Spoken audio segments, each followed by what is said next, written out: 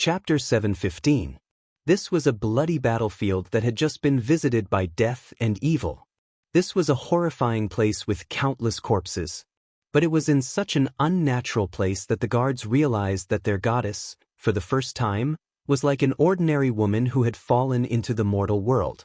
10 years ago, when Alterac was swept by the flames of war, even the king was humiliated and the country was annexed, when they lost their parents, lost their loved ones, lost a shelter, and were about to starve to death on the streets. It was this holy girl who was like a goddess who saved their lives and souls. Gave them food. Gave them warmth. Gave them life and a future. This was not an unconditional redemption, and they had to give up their future for it. They were willing to accept it, because without the present, there would be no future. They quietly received the strictest training and endured the torment that ordinary children had never experienced, all for the sake of protecting this woman who was not much older than them, but had saved them. In their hearts, this noble lady was their goddess. They watched her manage such a large territory, watched her lead the people, and brought life back to the land that had been destroyed by the flames of war. But they had never seen her, who was as beautiful as a goddess, truly smile at any man. Countless nobles had proposed to her, and even Prince Strongard had once favored her, but without exception, all of them had been firmly rejected. In the face of any man's ambiguous invitation, she would become the most unreasonable ice goddess. That was good. It was as if an extraordinary woman like her should not be owned by any ordinary man. The young guards looked at her with longing in their eyes as they quietly stood guard by her side. 10 years. She had never had any scandals. She was a mage, but she was more like a saint than any female priest in the Church of Holy Light. It was precisely because of this that she abruptly, without any warning, threw herself at the man in coarse linen clothes, and unreservedly offered her own passionate kiss. Their tongues intertwined passionately.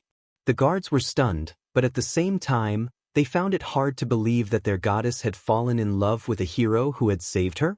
Duque, who was at the bottom, almost suffocated. The strong love from her made him intoxicated, but also made him embarrassed. She had no intention of stopping, and Duque had to pat her back a few times. No response. He pretended not to feel it. Continued to attack. That lilac tongue continued to attack the city and sweep the ground. There were a few more claps, accompanied by the sound of a serious cough. She finally propped herself up reluctantly and saw the continuous silver thread between their lips and tongues. Both of them blushed a little. Damn it. You don't have to do this. Lucia. Duque had an awkward expression on his face. That's right. This noble lady was naturally Miss Lucia Barov. What the hell? I should be the one saying this. You bastard. I've been gone for 10 years. Lucia's face was full of resentment. Kill, Jaden secretly gave Nizul a super bomb. Even Karazhan was blown away. Duque said innocently, I know it's not your fault. Lucia's waterfall-like soft black hair fell on Duque's cheek, tickling Duque. At this point, Lucia's voice suddenly became smaller. It was a mosquito's hum that only Duque could hear. You promised to give me a coming-of-age ceremony, but you're 10 years late. This is the truth. Duque was speechless. Because she was kneeling, her neckline hung down. At this angle, Lucia's mature female body was almost completely exposed. She was obviously so shy that she was about to explode. Her pretty face and neck were covered in crimson, but Lucia did not adjust her posture. She wanted Duque to see to his heart's content. She had indeed grown. The once unripe fruit had become a ripe peach. It was obvious that Lucia had been working out. That was not the healthy figure that a female magician should have. And because Lucia had eternal life, her body's age would forever be solidified when she was young. Duque swallowed his saliva. At this time, Reynolds and Sally, who were not far away, were completely dumbfounded. Reynolds said, That seems to be Marchioness Lucia Barov of Stormwind? What a beautiful person. How did she get together with Duque? Oh my God. They kissed? Sally held her face in her hands. She knew that her face was burning. Girls love heroes. The scene in front of them was a hero saving a damsel in distress, followed by a beauty falling in love with him. This was the template of a night novel. The corner of Reynolds' mouth twitched. He was a little unconvinced, but he could not be unconvinced. With such a large number of zombies in front of him, he would die of exhaustion if he just stood still and let him cut them down. They were not like mages, who could throw a bunch of fireballs and the world would be peaceful. He had also thought too highly of mages. Only Duque could be so awesome, and a half-crippled Duque at that. On the other side, although Duque was very happy that Lucia still loved him and waited for him for a full 10 years, he still did not forget the urgency of the situation. Let's put it aside for now. We still have a long way to go. Hearing the words, "we still have a long way to go," Lucia's face became even redder. "Lucia, tell me first what happened. When did these zombies appear? What's the situation in the various countries now?" Duque asked quickly. Lucia hurriedly stood up. She quickly combed her beautiful black hair. In just 3 short seconds, she had once again entered the role of the strong woman who replaced Duque to control the Marcus family. The appearance of zombies happened last summer in July. At that time, it was only an isolated case. Lord Darren strongly condemned it, saying that it was the result of the Dalajan's forbidden experiments. After all, 10 years ago, small undead creatures such as rabbits began to appear near the Dalajan, even though they claimed that they had all been killed at that time. Damn, it was Kel Thuzad's fault. Lucia continued, "I have been paying attention to the situation here according to your instructions. South Shore is also a spy that we left behind. This time, I came here to deal with the unstable orcs. There is evidence that the orc slaves are organizing a riot." Duque was stunned. What the hell? The Scourge army was about to move. Why did the orcs suddenly start a slave uprising? Wouldn't that mean that Thrall was going to make an appearance? The Scarlet Cross army was specially mobilized. If it wasn't for such a major event, Terenas would not want to let Lord Darren's signature army leave Lord Darren when the prince returns in triumph. Wait, Duke suddenly had an ominous feeling that something bad was about to happen. Chapter 716. Duque had harmed Azeroth, saved powerful people, cheated orcs, harmed demons, and was cheated by demons. In any case, the original course of history of Azeroth had long been changed beyond recognition. Without the system elf statistics, Duque did not know how similar Azeroth was over the past 10 years. Anyway, even if Kale, that's jumped out and said that he was not a prince, but a princess and begged kill Jaden to keep him, Duque would still try to believe him. The world had collapsed quite a bit, so it was not a big deal. Duque did not know why there was no scene of Prince Arthas slaughtering Stratholme and beginning to fall into depravity. But he remembered very clearly that Arthas' return from Northrend was the symbolic event when he led the Scourge army onto the main stage of Azeroth's history for the first time. Duque suddenly became nervous. He grabbed Elusia's arms tightly. "Wait, are you talking about the triumphant return of Prince Arthas?" Elusia's clear eyes widened as she looked at Duque with slight confusion. 10 years. In her impression, Duque was perfect. He could summon clouds with a flip of his hand and rain with another. While talking and laughing, he had burned the orc army of 1,000,000 to ashes. In an understatement, he had reversed the fate of the Bara family and killed the ancient evil dragon, Deathwing, Nisario. In her impression, there were not many things that could make Duque so nervous. If Duque was like this, it was either that Duque, who had not seen him for 10 years, had become an ordinary person, or that it was a very important matter. Elusia, who had been guarding the territory of the Elven Forest for Duque, did not hesitate to believe that it was the latter. After pulling Duque into the carriage, Elusia quickly reported the recent situation to Duque. Unlike Reynolds' hesitant and timid exchange of information, this was an unreserved disclosure. This starts from the resurrection of the Mediv, who warned the countries as a prophet. Why did it sound like history had returned to square one? In the end, Mediv was resurrected by his omnipotent mother. He had just been resurrected, and although Mediv didn't have that heaven-defying magic power, he was still a radiant moon. He first turned into a crow and flew to the various kingdoms to warn the various kings. The Burning Legion's new plot was about to be launched, and the only chance to avoid the danger was to move the entire kingdom away from the eastern kingdoms to the other side of the sea, to the continent of Kalingdor, which was still a barren land. However, not a single king was willing to believe him. Forget about the fact that Medivh had lured the orcs into the dark portal when he was being controlled. Just the fact that he had come back to life was enough for any king to be suspicious of him, let alone his exaggerated statement. Move the entire country? What kind of joke was this? How could the migration of 1 million people be easy? Back in the Stormwind, they were beaten like dogs, and even the capital city was destroyed. Who would take a boat to cross the sea to escape? In this world where land was their lifeline, the kings scoffed at Medivh's warning. The only one who had a slightly positive response was Stormwind. Anduin Lothar, who was on sick leave, warmly received his old friend. After a conversation, Anduin was extremely sure that his old friend had really come back to life. This was definitely a great comfort to Lothar, who had no children, and whose only friend, Lang, had died and Duque had gone missing in the void. Then, after listening to Medivh's statement, Anduin summoned Regent Bolvar, and even asked Elugia, who had replaced Duque in the internal affairs, and King Varian, who was almost an adult, to discuss the matter. In the end, he still rejected Medivh's proposal. Firstly, it was difficult to leave one's homeland, and secondly, before Duque sent Elugia away from Karazhan, he had left behind a lot of backup plans. After knowing that his old friend had long been prepared and was very confident in protecting the country, Medivh did not insist anymore.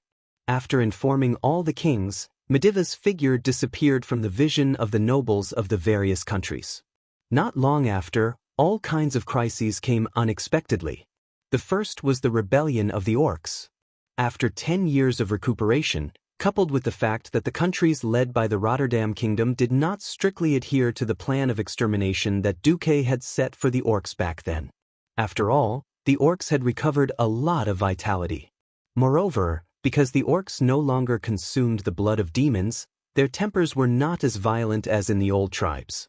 In the end, many compassionate Virgin Mary secretly condoned and released the orcs, causing the total number of orcs to break the 200,000 mark again. Of course, that was the number that Elugia had calculated. The nobles of the Rotterdam Kingdom who used the orcs to play gladiatorial games all day would only be idiots to see that the total number of orcs did not seem to be that many. The orcs had all gone to the wilderness, so of course, there were not many orcs within the jurisdiction of the Rotterdam Kingdom. Then, it was the rise of the Calamity Army that was the highlight. Just like what Duque knew in history, it was Kel Thuzad who had sought refuge with the Lich King who spread the plague. However, because Thuzad had been tricked by Duque back then, even though his power had been resurrected by the Lich King, his power was no longer the same. He had completely become a schemer. He had spread the plague throughout the entire Eastern Kingdom, but had only succeeded in the Rotterdam Kingdom in the north.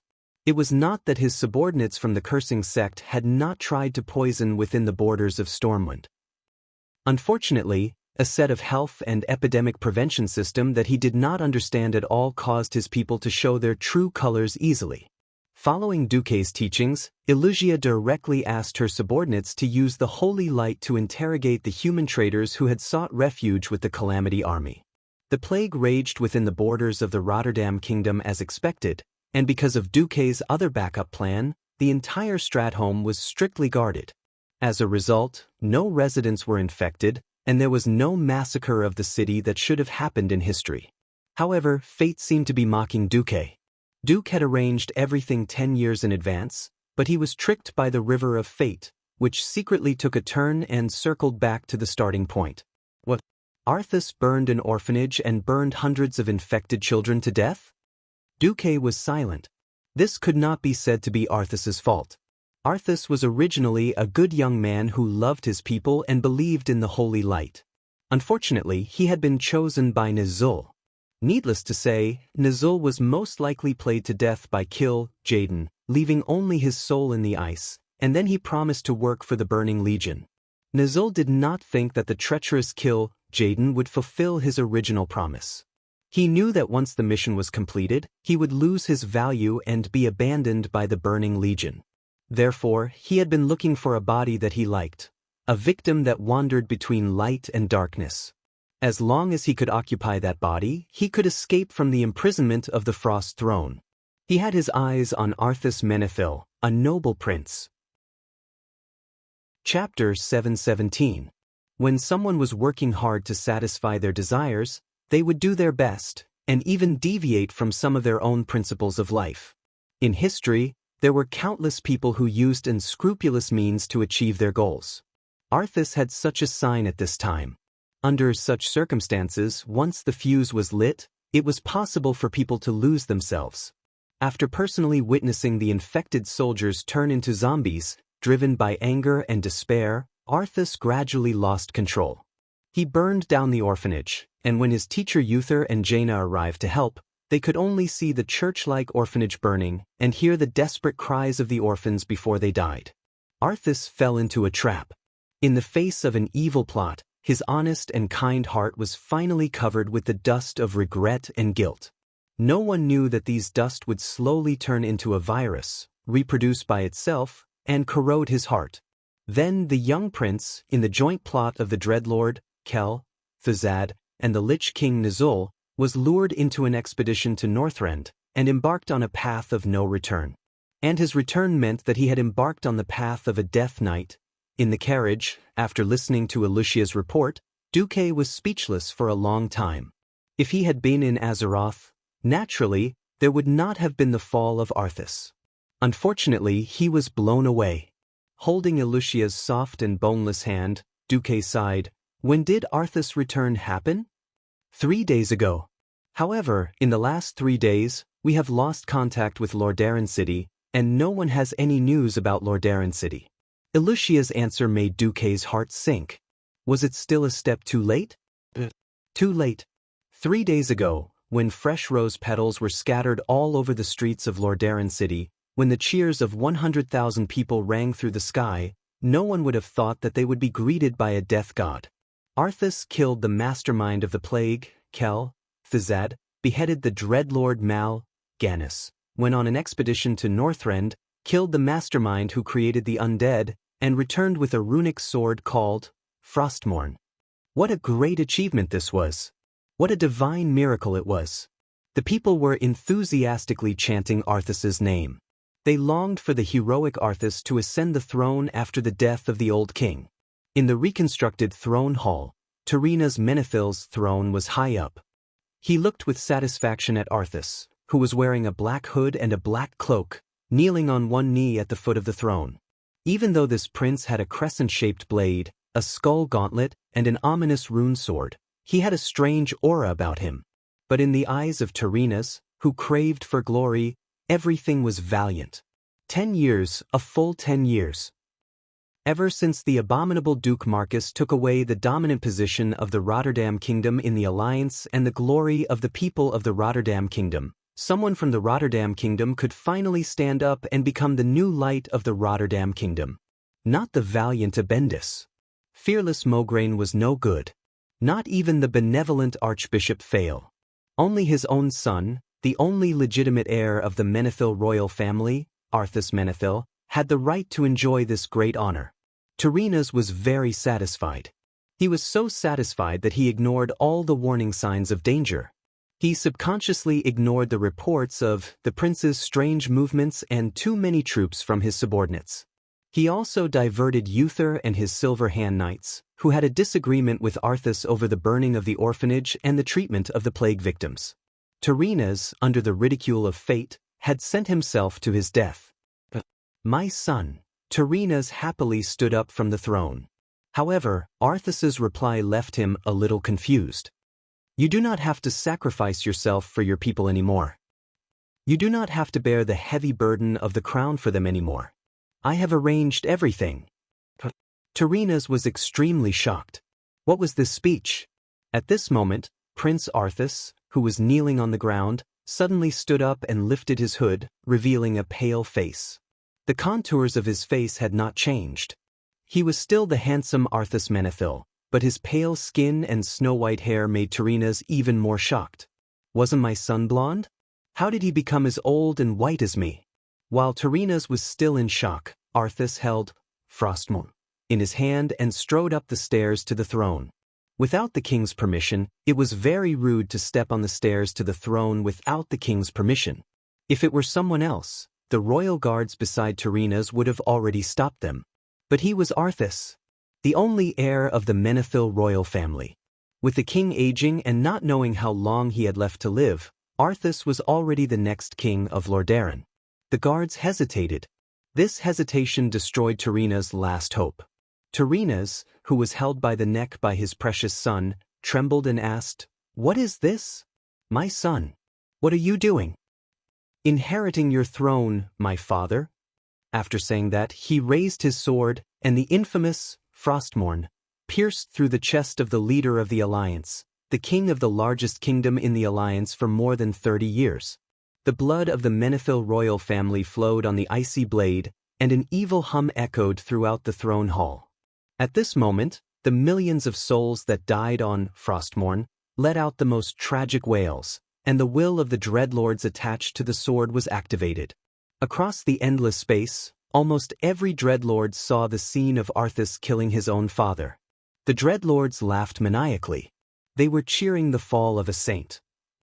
They were laughing at the extreme ugliness of justice when it was twisted. This day was the victory of evil.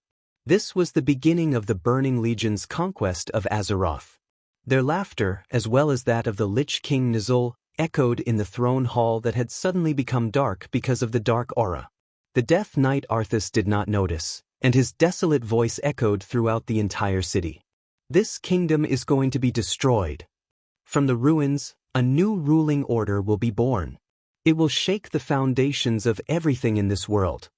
Following the prince's declaration, all the magic circles in Lordaeron automatically activated, and powerful undying from Northrend poured out. Chapter 7:18. The ancient city of Rotterdam had been plunged into war for the second time ever since it was built. However, this time, Duque did not lead the army to rescue them. Due to the suppression of the Orc uprising a while ago, Rotterdam had sent almost all its combat troops. And because of the conflict between Uther and Arthas, the Silver Hand was also sent to Andoril, which was hundreds of kilometers away. The rest were all third-rate troops, and they were ambushed by their own people. The people of Rotterdam were stunned. In an instant, the bright sunshine above the city disappeared.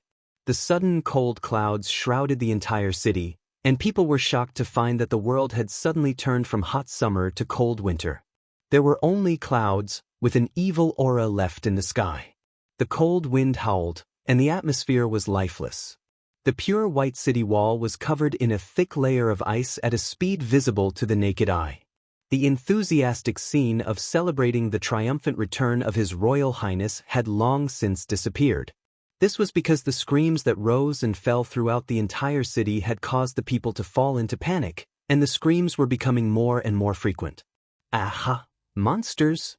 City guards! Where are the city guards? Mom, I'm so scared." It was a mess everywhere, and the places a little further away from the city were dead. This was not an adjective, because everyone on the city walls and outside the city gates was dead. It was hard to guard against a thief in one's own house. As the only heir of the kingdom, there was nothing to hide from Arthas. In fact, the old king had been holding on to power in recent years, and there were still many things that he had begun to reveal to Arthas. Everything became the best nourishment for this feast of slaughter. The Undying, a terrifying existence from the Northrend icefield. They were fearless, ruthless, and did not need to breathe. They constantly created death, causing all lives to fall into the embrace of the Grim Reaper.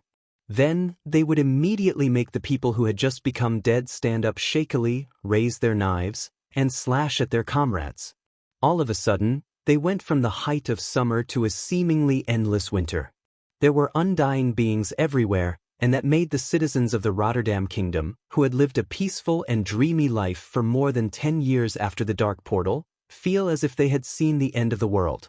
What happened next was supposed to happen in history, where the 300,000 soldiers and civilians of Rotterdam City would be slaughtered by Arthas' undying army.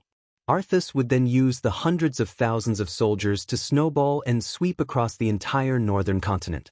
Just then, something unexpected happened that Arthas didn't expect. At first, he did not pay much attention to it. His death knights reported that the humans in the south of the city were resisting fiercely. Resist? So what if he resisted? The three largest barracks in Rotterdam City had been successfully attacked by the undead led by his death knights.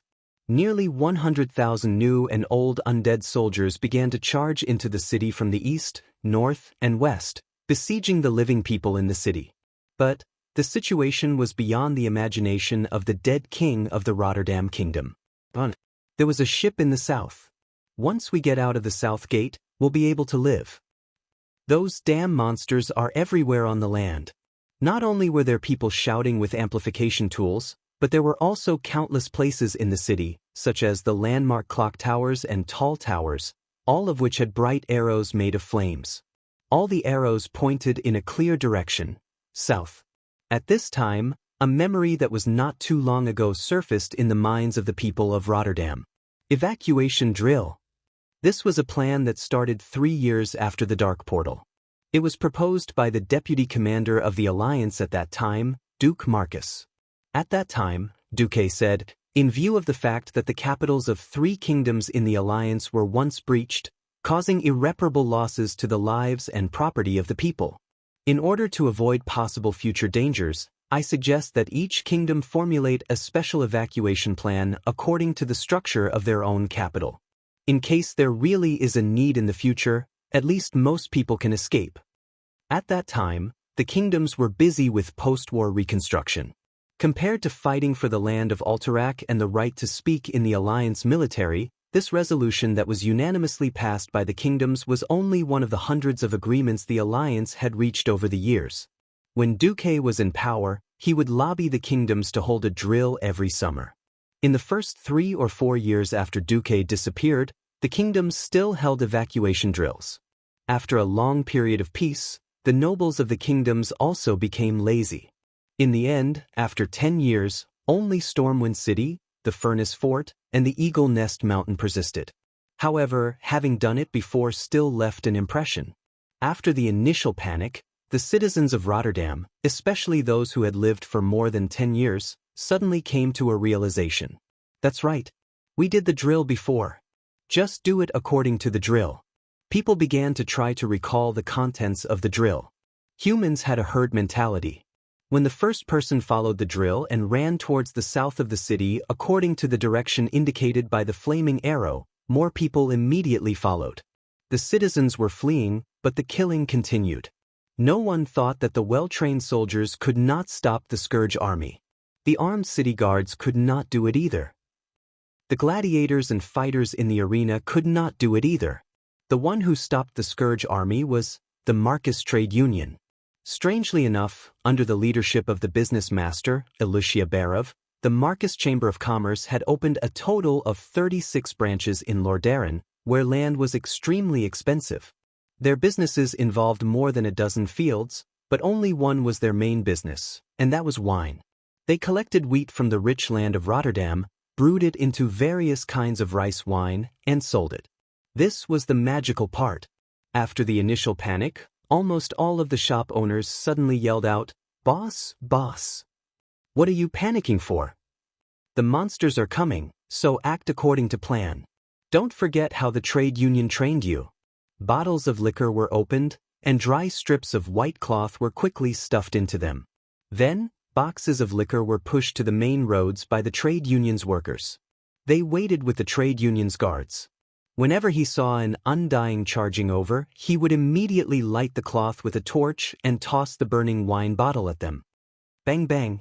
With a crisp sound, a large area was immediately engulfed in a sea of fire. Fire was the best way to deal with the undead. Under the flames, the advancement of the Scourge army was immediately seriously delayed. The undead, who could not feel pain, were still charging. Under the flames, their skin and muscles were quickly scorched. Ordinary zombies would usually fall after charging for less than 30 meters. Seeing this scene, the city guards of Rotterdam were dumbfounded. That's right. This was the specialty of the Marcus Trade Union, Molotov cocktail, also known as the indigenous incendiary bomb. Chapter 719. As a transmigrator, the most painful thing was knowing that a tragedy was about to happen, but not being able to stop it. Arthas was a classic example. 10 years ago, this noble prince was still a good young man, a pure and handsome man who believed in the holy light. Who would have thought that one day he would turn into a trap? He turned from a great holy knight to a death knight, and even stabbed his father in the back. Before Arthas officially turned against him, Duque could not tell the world, "Yo." It was obvious that Arthas had a rebellious streak in the back of his head. Tyrrhena's, "You should kill your only son as soon as possible and get a younger queen to give birth to an heir." In order to prevent Arthas from turning from a loyal subject to a traitor, Duque had made a lot of preparations. Unfortunately, because Karazhan was accidentally blown up, Duque, who thought he still had a lot of time, could not proceed to the next stage of preparations. Fortunately, the foreshadowing was still laid. The Molotov cocktail, incendiary bombs that were extremely famous during World War II on Earth, were placed in the main commercial areas of Rotterdam in advance, legally and grandly. If possible, Duque would have arranged for 100,000 holy knights to wait for Arthas to turn against him. Unfortunately, there were no 100,000 holy knights in the world, and Duque could not send weapons for battle to Lordaeron in advance. There were weapons shops selling swords to gladiators on the streets, but which weapon shop was not backed by the high nobles of Lordaeron? The fact that Duque's Chamber of Commerce could sell alcohol and all kinds of luxury goods in Lordaeron was already the result of Tyrrhena's not falling out with them. Who would have thought that the bottles of liquor that were placed on the wine racks every day and watched by countless customers could be used to deal with the Calamity Army as long as they were lit on fire and thrown out with strips of cloth? The people of Lordaeron were stunned. In the end, some courageous city guards threw away their swords and took shields and incendiary bombs to fight the zombies. This bought precious time for the citizens to escape. In the south of the city, something magical happened again. Dozens of huge cylindrical towers were blown up by the dwarves' secretly planted explosives. This was not a tower made of bricks. Although it was crude, it was clearly a huge pipe made of pig iron. Its weight directly crushed the southern city wall. The south side of Lordaeron City was close to Lordaeron Lake, and its city walls were the weakest because the military port and commercial pier were right outside the city. With the protection of the coastal turrets, the southern city wall was the weakest. More than a dozen large pipes that could allow two people to pass through side by side collapsed, revealing an escape route. The citizens could escape from the city through the passageway. At this moment, under the command of the Marcus Merchant Guild's chief steward Makarov, the elite soldiers who were supposed to be the guards of the caravan also rushed over to open up a path for the citizens of Rotterdam City to escape. Makarov shouted, "Push the goods into the lake. Tie all the boxes that can float on the water to the back of the boat and let the citizens carry them." Lake Lordamir was a super large lake with very developed water transportation, and its geographical location was very important. To the north was Rotterdam City, to the west was the silver pine forest that was being rebuilt, and to the south was the city of magic, the city of Dalagen. To the southeast, one could pass through the Dalagen and directly reach the fertile Hillsbrad Hills. After 13 years of continuous development since the Dark Portal's second year, the scale of Lordaeron's pier was quite large. Goods from all over the north of Rotterdam were gathered here, transported to the south, and then transported from South Shore to the southern continent. The volume of goods handled was as high as 10,000 tons per day. This was not the modern pier from before Duque's transmigration.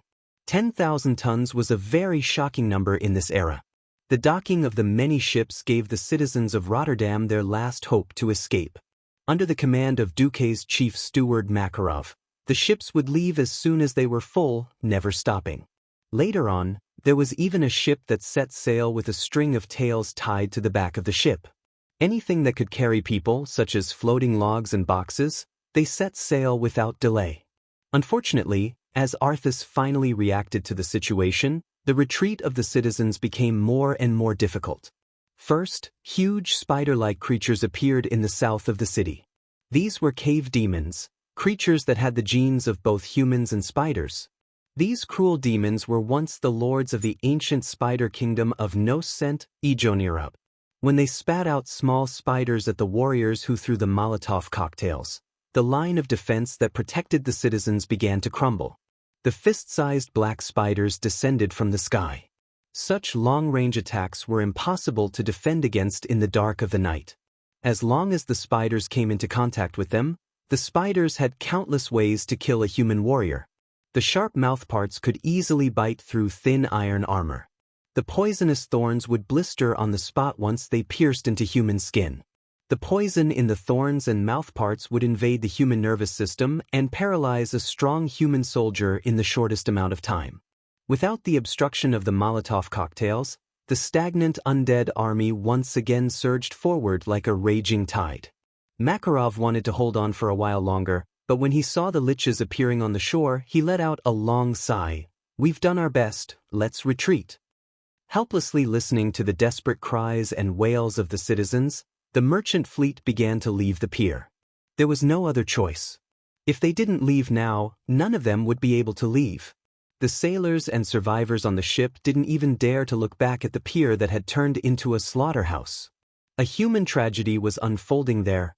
Arthas was extremely displeased when he heard that more than 50,000 people managed to escape from Lordaeron. "Pass down my order, get the gargoyles to attack and hunt down these survivors." It was obvious that this was another tragedy. Going back to the present, the area outside of Lordaeron was already in a mess. Because Arthas had brought back a large number of liches, coupled with the cursing sect's disciples lurking among the high nobles of Lordaeron, outsiders thought that they had only lost contact with Lordaeron for 3 days. To the players, the Lordaeron army could have avoided being wiped out. In fact, players who looked at things from the perspective of God would never be able to understand the suffering of the Lordaeron army. This was an era where the hierarchy was strict and royal authority reigned supreme. Mobilizing an army without a military order was a capital offense. This was also an era where communication was terrible. After more than 10 years of development, the cost of sending magic messages was still rather high. After all, it would only be reliable if there was at least a sky mage on duty. Furthermore, there was the interference of the elemental waves in the atmosphere. Hence, unless it was an emergency or the level of the magic messenger was rather high, all military orders were not allowed to be sent using magic messages. Duque could totally imagine the suffering of the Lordaeron army. He patted Alicia's shoulder and said, "Let's go. Looks like I'm going to be the savior again." Chapter 720. What was a hero? A hero was a very vague definition. You couldn't be a hero just because you wanted to. A truly great hero couldn't be born in peaceful times. Only, save a building from collapse, save the people from disaster. This was a true great hero. After 10 years, Duque's face seemed to be fixed at 20 years old. He was young, but had the unique calmness and wisdom in the world. His black eyes seemed to be able to see through the future. They were always so deep and enchanting. Alicia thought back to the past 10 years. She had taken care of the affairs of the Marcus family without a valid reason. She had suffered a lot. She had thought of giving up more than once. Every time she thought of her family gaining a new lease on life. Every time she thought of the irreplaceable importance of Duque's arrangements. Every time she woke up in the middle of the night, she would think of the incomplete love she had for Duque. Alicia managed to hold on. Now that she thought about it, it was really a miracle. Unknowingly. Involuntarily. Inside the carriage, Alicia once again stretched her fair neck and offered her red lips. Woo, Duque didn't refuse. He could clearly feel that the 2 peaks of the Barra family were more important than 10 years ago. If it wasn't for the fact that time didn't allow for romance, Duque really wanted to do Alicia right there and then. "Alright, since the Scarlet Cross is nearby, let's go find Mograine first," Duque ordered. It wasn't that Duque couldn't directly use magic to find someone, but it was useless. He had to first prove his identity and then find the person who knew the most about the Lordaeron continent's military intelligence. At this time, a timid female voice sounded. "Excuse me, are you Sir Duke Marcus?" Duque looked out of the carriage window and saw that it was Sally. Duque smiled. "If you're asking about the former Alliance Deputy Commander Duke Marcus, then you're right. It's me." "I'm very sorry." Sally bowed deeply. "I misunderstood you just now." As if recalling something, the silver-haired girl bowed once more. Thank you for your help, sir. If not for you, Reynold and I would have died just now. It's fine. I'm the one who's embarrassed. Did I scare you like that? Duque smiled bitterly. The young girl recalled Duque's naked appearance and immediately blushed. Reynolds, who was at the side, was truly shocked. Who would have thought that a seemingly perverted fellow was actually a great hero of the Alliance who had been missing for 10 years? However, he was not willing to lose just like that. He took a deep breath and said, I'm sorry, I didn't mean to eavesdrop, but I heard that you wanted to go to the Scarlet Cross. Duque nodded. I can lead the way, please follow me. To Duque's surprise, the Scarlet Cross's encampment was actually less than 2 kilometers away. They would arrive after passing 2 hills. In front of the encampment's gate, which was decorated with red and white flags, Duque was not surprised to see a large number of undying corpses. Warriors in red armor were carefully finishing off the corpses. Even on the road, they would occasionally see corpses with only half of their bodies remaining, almost injuring people. Very soon, they were stopped by a patrol squad. Please stop. The encampment of the Scarlet Cross is in front. Please state your purpose. Reynold excitedly went up to them. Reynold.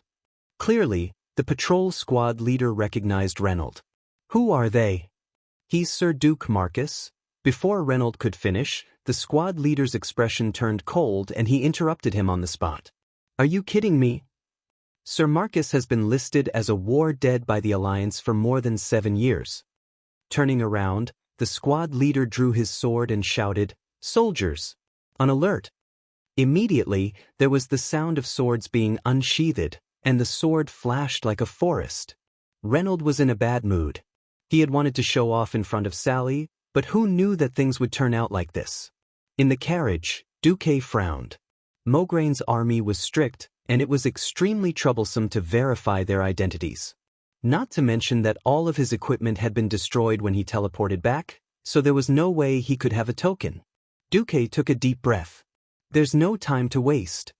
Suddenly, a loud voice reverberated throughout the encampment. Alexandros, I know you have strict military discipline, but something big has happened. Tell your men not to stop me. That was a sound amplification spell. Generally, no magician would dare to use it in an encampment. This was because it was the same principle as the Roaring Court in ancient times when Duque had transmigrated. But there was no time to waste. There was a commotion in the encampment, and the Scarlet Cross soldiers, who had long been prepared for battle, immediately rushed out.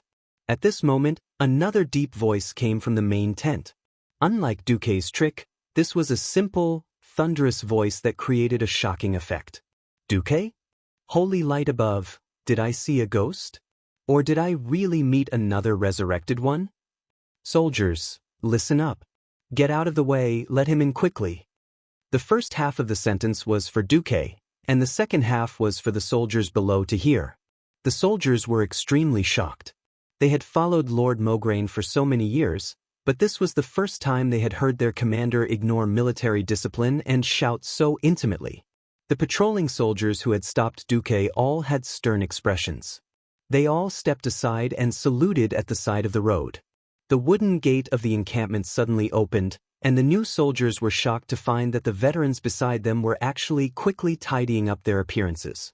Sir, this is... Brat, polish your eyes. It's not every year that you get to witness the return of a legendary hero. 10 years had passed, but how many decades did one have in life? The veterans of those years had either died on the battlefield or returned home due to injuries. Most of those who remained in the army had become officers. No veteran who had experienced the second battle of the Dark Portal would forget the legendary name of Duke Marcus. Because this name represented victory. This name was full of wisdom. This name symbolized fearlessness. Every officer spontaneously stood beside the gate of the encampment. Not in the current military ranks, but in the ranks of the veterans of the past. The aura of a veteran mixed with the murderous aura of a veteran, but also from the bottom of their hearts. This complicated feeling infected every soldier, and they unconsciously lined up behind their superiors. Looking at the deputy commander of the Alliance, who was wearing a wizard robe and whose face had hardly changed, the veteran's eyes were brimming with tears. A guard of honor shouted, "To the legendary hero, His Excellency Duke Marcus." The next moment, there was a tsunami of shouts. "To His Excellency Marcus." Chapter 721. Duque, it's really you? Two burly figures rushed over from the center of the camp. The first one to speak was Mograine. "Hey, are you a Death Knight in disguise? I heard that the new Death Knight looks like a human." Abendis, who was closer to Duque, mocked Duque. Duque got off his horse and shrugged. "You can try using holy light against a Death Knight." Before Duque could finish his sentence, he was hit by a holy light. Duque felt like beating someone up. "Damn you, you really tried." "Sorry, for now, holy light is the best way to distinguish the living from the dead, as well as those damned cursed disciples." Mograine's expression did not change. Then, in the next second, Mograine's rigid and square face that was filled with the aura of a soldier seemed to have melted like ice. A rare smile appeared on his face. He opened his arms and gave Duque a firm bear hug. "Welcome back." Then, Abendis gave him another bear hug. The cold armor made Duque's chest hurt, but Duque's heart was warm. Yes, it had been 10 years, but the mark he had left behind had not completely disappeared. This was what he was most proud of. At this time, Mograine was shocked to see the two timid figures beside Duque. "Renaud, what are you doing in Sir Marcus' convoy?" "Father, The sharp-eyed old Mograine saw the battle marks on Renaud's body and immediately became angry. "I told you not to run out at a time like this. See, you've caused trouble for Sir Marcus, haven't you?" "No, I just..." Sally hurriedly defended Renaud. "Sir Mograine, it's my fault. I heard that an old granny is sick. I ran out of the barracks to treat the old granny without permission, but who knew that I would run into Sir Marcus? I ran into Sir Marcus." The words of the two juniors sounded like a bunch of lies. Old Mograine grew angrier as he listened. He was about to explode when Duque stopped him. "I'm sorry, Alexandros. I destroyed all my equipment and clothes when I teleported here. It was your son and Miss Sally who helped me a lot." Old Mograine and Abendis' expressions turned strange. "Wait, isn't this naked?" Generally speaking, this was a very shameful thing. Unfortunately, Duque did not have this awareness at all. Never heard of it. A gentleman shows his balls, while a villain hides his penis. It couldn't be helped that he would drop his equipment and clothes during super long-distance teleportation. Duque shrugged. "Yeah, even this mage robe was given to me by Lucia." Obviously, this was a set of clothes in Duque's size. Old Mograine had a headache. Why was there so much information when Duque came back? In fact, Duque also had a lot of information. He did not expect that the boy and girl just now were also very famous. That's right, among the players, they had a very famous nickname, the Bloody Dog Couple. It was not that they were the kind of dog couple that defiled public morals. It was purely because they were bosses in a dungeon, and the players had gotten too much equipment for them. Somehow, they had become a dog couple. However, in the original history, Renaud Mograine was another example of someone who sold out. As for the girl named Sally, needless to say, she was definitely Sally Metwain, who was known as the White Legs. She was also a female character who was full of sadness but also extremely popular. Throughout the history of Azeroth, Sally had spent most of her time in the Scarlet Crusade, a fanatical anti-Scourge army organization. However, in the end, when Bolvar Fordragon became the third Lich King and stood on the side of Azeroth, Sally became one of the 4 horsemen of the apocalypse as a Death Knight and became the main force against the Burning Legion. White Legs. It was a pity that she became a madwoman and then a Death Knight. Duque shook his head to get these thoughts out of his head. "Alessandro, I'm a little late." "Fortunately, it's not too late. Tell me the situation first. I need all the information." Old Mograine immediately welcomed Duque and Elugia into the big tent anxiously. After asking about the situation of Theon and a few other old friends, Mograine quickly got to the main point. "We're here to fight the orcs." The information we received was that there were more than 3,000 orcs preparing to cross the Alterac Mountains and attack Goldenhold Castle. However, we suddenly lost contact with Lordaeron. Thinking back to Prince Arthas' victory ceremony 3 days ago, we were afraid that the demons had attacked Lordaeron. Abendis added, to make matters worse, not only could the portal to Lordaeron not be opened, but we also lost contact with the messengers and Griffin Knights we sent back. Then, a lot of undead suddenly appeared near the camp. Worst of all, they were originally residents of Terran Mill and the nearby area. Mograine gritted his teeth. If it wasn't for your sudden return, we would have been preparing to return to Lordaeron. Going back to die? Duque's plain words caused the temperature in the big tent to drop by 10 degrees. Mograine, Abendis, and more than 15 high-ranking officers' facial muscles stiffened. I received news that the entire Northrend expedition was a scam made by the demons. Arthas and his army were all wiped out. Everyone was shocked by Duque's words. Impossible. Mograine, the most loyal of the Menethil royal family, staggered and almost lost his balance. Duque, everyone in the North Stream port saw the prince's victory. This kind of thing. Abendis still had a sliver of hope. He hoped that this was just a bad joke. Duque shook his head. Arthas and his soldiers have returned in the form of a Death Knight. He suddenly recalled his subordinate's report, which stated that most of Arthas's troops had been wearing hoods. Although they had claimed that they had suffered frostbite to their faces in the Northlands, and some of them had even suffered frostbite to the ears and had no choice but to cut them off, how could it be possible that thousands of people had suffered frostbite? Mograine suddenly felt the world spin. He suddenly felt like the whole world was collapsing. For a great minister who had served the Menethil royal family for generations, this news was too cruel. The only heir to the kingdom had become a Death Knight? He stared at Duque, hoping to see any signs of lying. Unfortunately, he was destined to be disappointed. Do you remember the emergency evacuation drill I announced before? If I'm not wrong, we will soon find survivors near Lake Lordaeron. Mograine's body shook violently, but he finally stood up straight. Duque, what's the worst possibility? Duque's words were like knives. Arthas will turn 3 million Lordaeron people into undead, and then sweep through the entire Lordaeron continent. Chapter 722. After Duque said this, all the generals trembled. Duque was by no means an alarmist. The Third War of the Dark Portal was the most destroyed kingdom since the establishment of the Alliance. According to the original history, Lordaeron, Dalagen, and Kuel Salis were all trampled by the Death Knights and destroyed.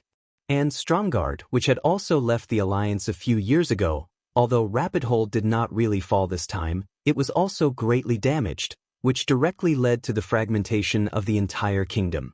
After the Third War, including Alterac, which had long been in decline, humans would officially go from 7 kingdoms to 3 pitiful kingdoms.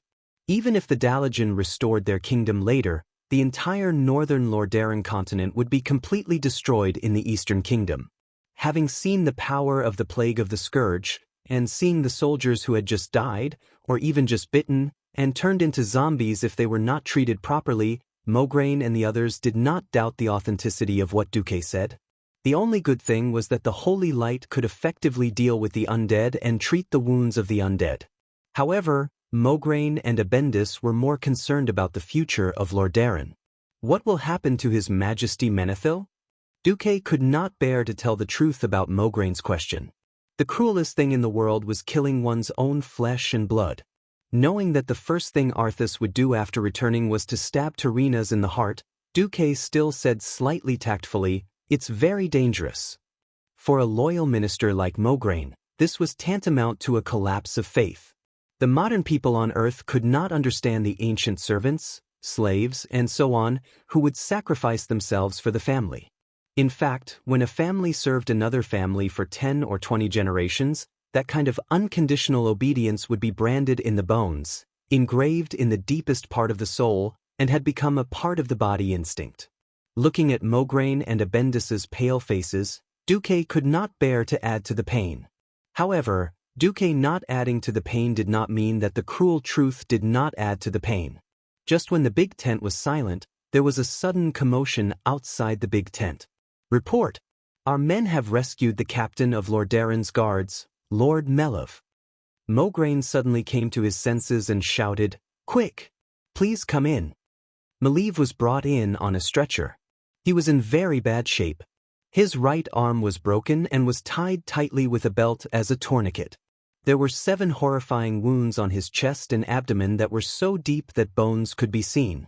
The wounds that had been sprinkled with a large amount of hemostatic powder were full of blood and dirt, and there was a lingering dark aura. From the looks of it, he only had 1 breath left. Even the guard captain of the Wang clan was like this. The hearts of the generals in the tent sank to the bottom. "Lord Molev, what the hell happened?" Molev's eyes turned red as he struggled to shout, "Arthas has become a death knight. He killed his father, His Majesty Menethil. Rotterdam is finished." In the midst of the intermittent conversation, Molev managed to reconstruct the entire incident.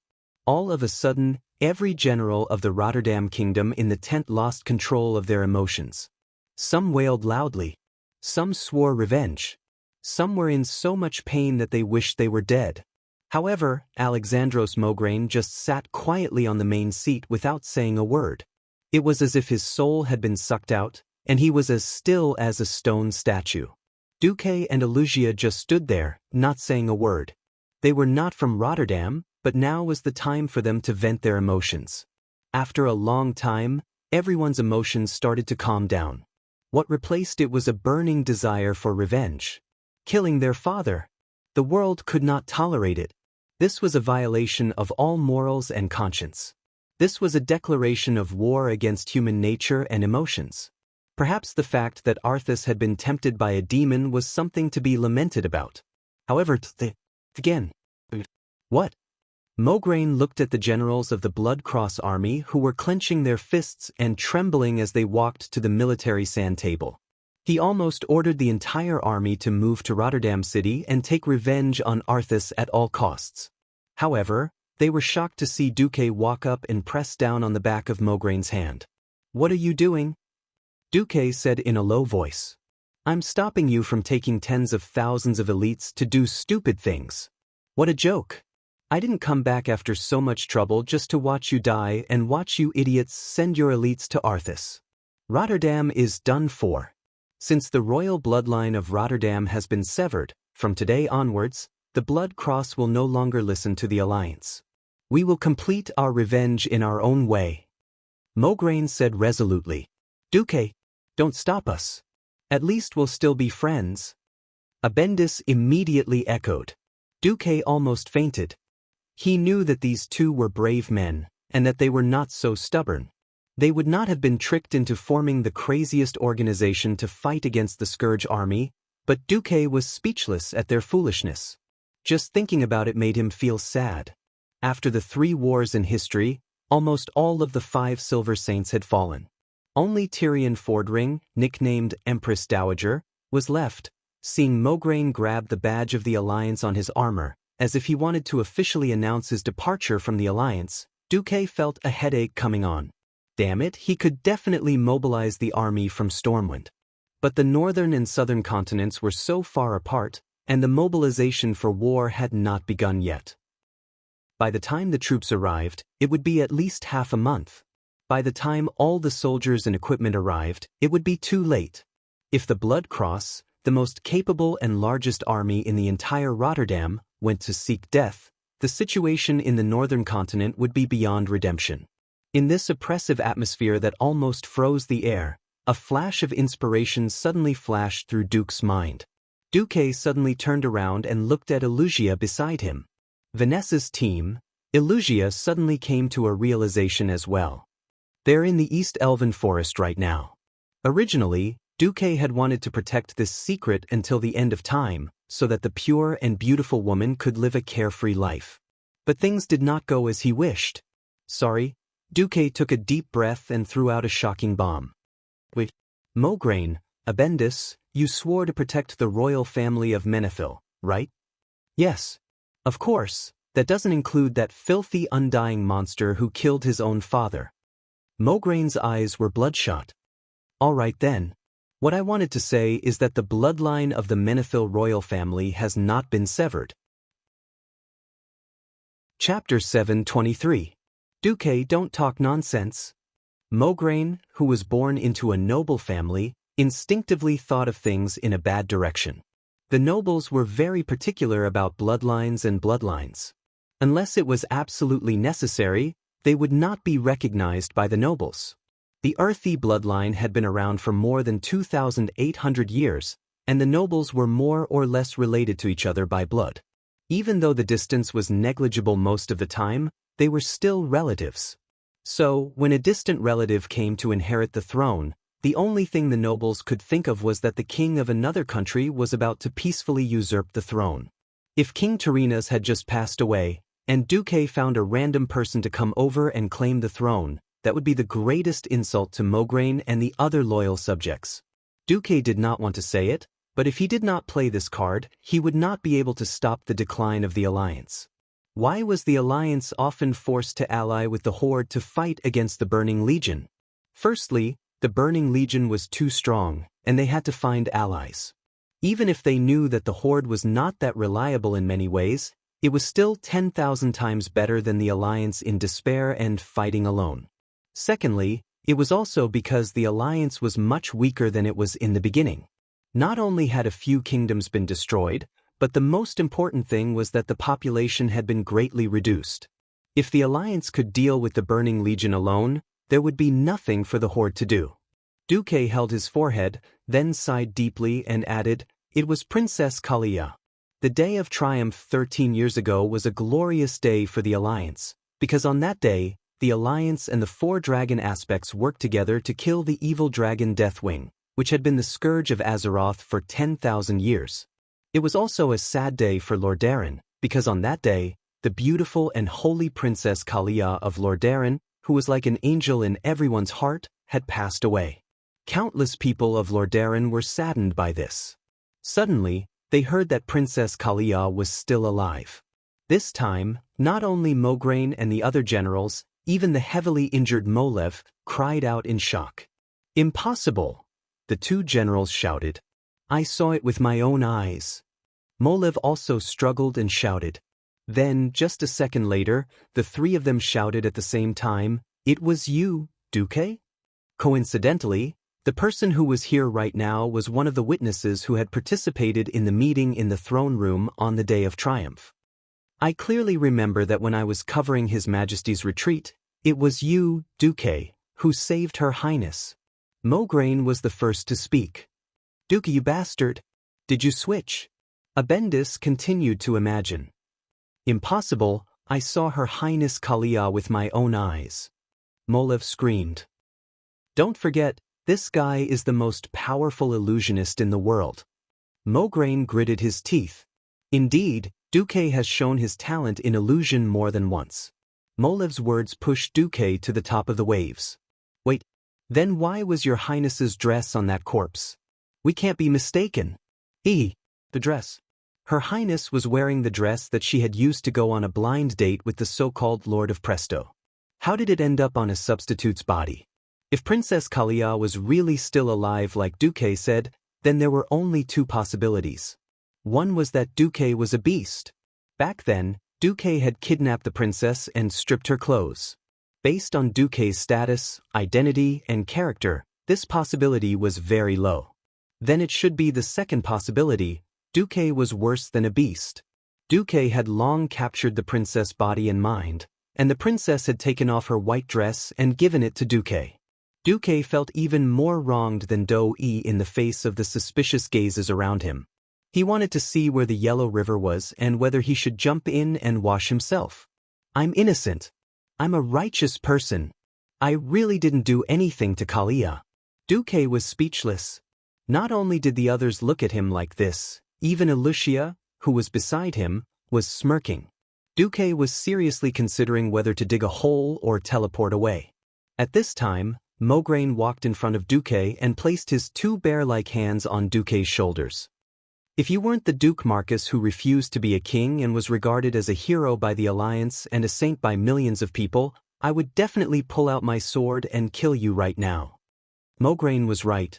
This was too much of a coincidence.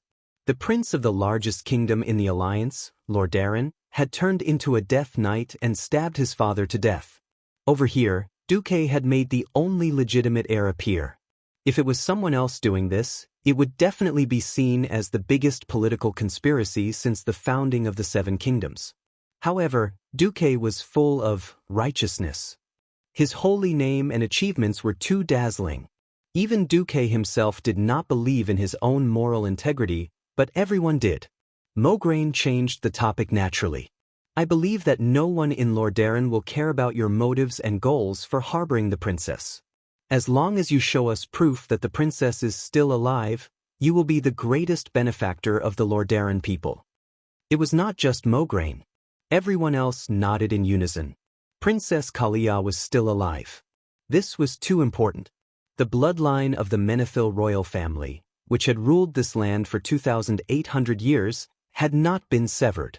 This was definitely the greatest comfort in the hearts of the Lordaeron officials. Princess Kalia would become a flag that would lead the people of Lordaeron, who had almost stepped into the endless abyss, to stand up again. At this time, Duque turned his head and nodded at Elucia, who was beside him. Elucia immediately began to cast a spell. Do not underestimate Elucia. In the 10 years that Duque was not around, Elucia had already displayed the boss-level talent that she should have in history and advanced to a Radiant Moon Mage. Opening a teleportation portal or something was not a problem. Watching Elucia's graceful figure disappear into the teleportation portal, Duque did not move. Before seeing Kalia, he was a hostage. Although Mograine was familiar with him, he would not be careless in such an important matter. The generals of Lordaeron were not disappointed. In just a short 3 minutes, a beautiful and noble white-robed priest stepped through the teleportation portal and appeared in front of them. Your Highness Kalia. For a moment, Mograine, Abendis, and Molev could not control their emotions at all. In an instant, they let tears flow down their faces. Her face had changed slightly, but she still had the familiar temperament. The graceful woman in front of them seemed to have walked out of a dust-covered memory. Kalia had matured and become capable. The holy aura around her was many times denser. However, after 13 long years, the generals who had seen Princess Kalia back then still recognized her at a glance. Chapter 724. The generals of Lordaeron were extremely excited. Clattering sounds of armor colliding could be heard. They all knelt on one knee and placed their right hands on their left breastplates. With Grand Duke Alexandros Mograine as the leader, they shouted in unison, "Your Majesty, Queen Kalia Menethil." Kalia was extremely shocked. Too many major events had occurred today, and it had long since caused her to be extremely shocked and thrown into disorder. Originally, she and her adventurer team had returned to Marcus City. It used to be the East Valley Sawmill, but was now upgraded to become the main city of Duke Marcus territory. Suddenly, Miss Elucia, who had been taking care of her for the past 10 years and letting her live a happy and exciting life of adventure, returned. She suddenly told her about the change in Lordaeron. Even though she had not seen her father for many years, she still missed him immensely. Furthermore, the one who killed him was her favorite brother, Arthas, who had now become a Death Knight. This bolt from the blue almost caused Kalia to have a mental breakdown. Losing 2 loved ones in a day was bad enough, but it was her brother who killed her father? Not fainting on the spot was already the result of years of adventuring. The only good news was that Duque, whom she trusted the most, had finally returned from the void. Duque is back? He's looking for me? Duque needs you. Go now. Lordaeron needs you to take charge. Kalia only heard half of Elucia's words, and vaguely did not notice the rest of the content. She only heard the words, Duque needs you. It was this sentence that made her temporarily forget her grief and stop thinking. She followed Elucia through the portal like a moth flying into a flame. When she arrived, she saw the familiar faces of Mograine, Abendis, Molev, and the others. When she heard a large group of generals call her, Your Majesty, at the same time, she realized that things had gotten out of hand.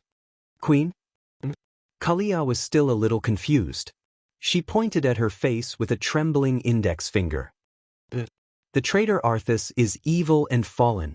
No one in the Rotterdam kingdom would be willing to serve this patricide and rebel as their king. For the future of Rotterdam, Your Majesty Kalia, please inherit the throne now and lead us to fight the evil forces to the death. Mograine's words were sonorous and forceful. Kalia began to digest these words, but she still could not accept the fact that she, who had been a free spirit just a moment ago, was suddenly going back to be a queen.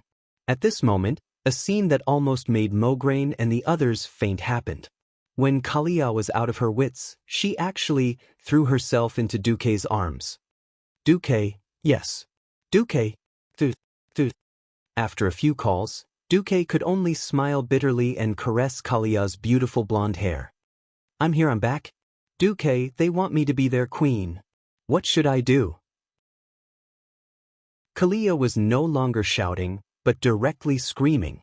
Mograine and Abendis were not just dizzy, they were about to vomit blood. It wasn't easy for these loyal subjects to find someone to be loyal to. Now, Princess Kalia even had to ask Duke about something as obvious as whether or not she wanted to be queen. What kind of magic potion did Duque give Kalia, or was she brainwashed? Or had their queen already been tamed by Duque? On the other side, Duque was embarrassed too. In all honesty, I really didn't do anything to Kalia. Duque was embarrassed. He comforted Kalia while saying, please, you're already an adult. After 13 years of training, aren't you already able to take charge of things on your own? Speaking of which, I haven't seen you for 10 years, I don't understand you at all. Even if you want me to give you an idea, I don't know how to help you. Kalia suddenly looked up with a resolute expression. If it weren't for you, Father would definitely treat me as the shame of Rotterdam and imprison me deep in the palace. 13 years later, even if I don't die, I'll be a depressed and miserable woman. I won't live such a happy and free life. Duque was speechless. Mograine and the other onlookers were speechless. Princess Kalia's words made so much sense that everyone was speechless. Kalia took a deep breath. You're the one who gave me freedom and happiness. You're the one who gave my soul new life.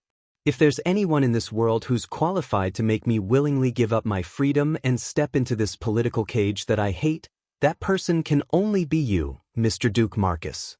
If Mograine had only vomited blood at the corner of his mouth just now, he would have vomited 3 liters of blood now.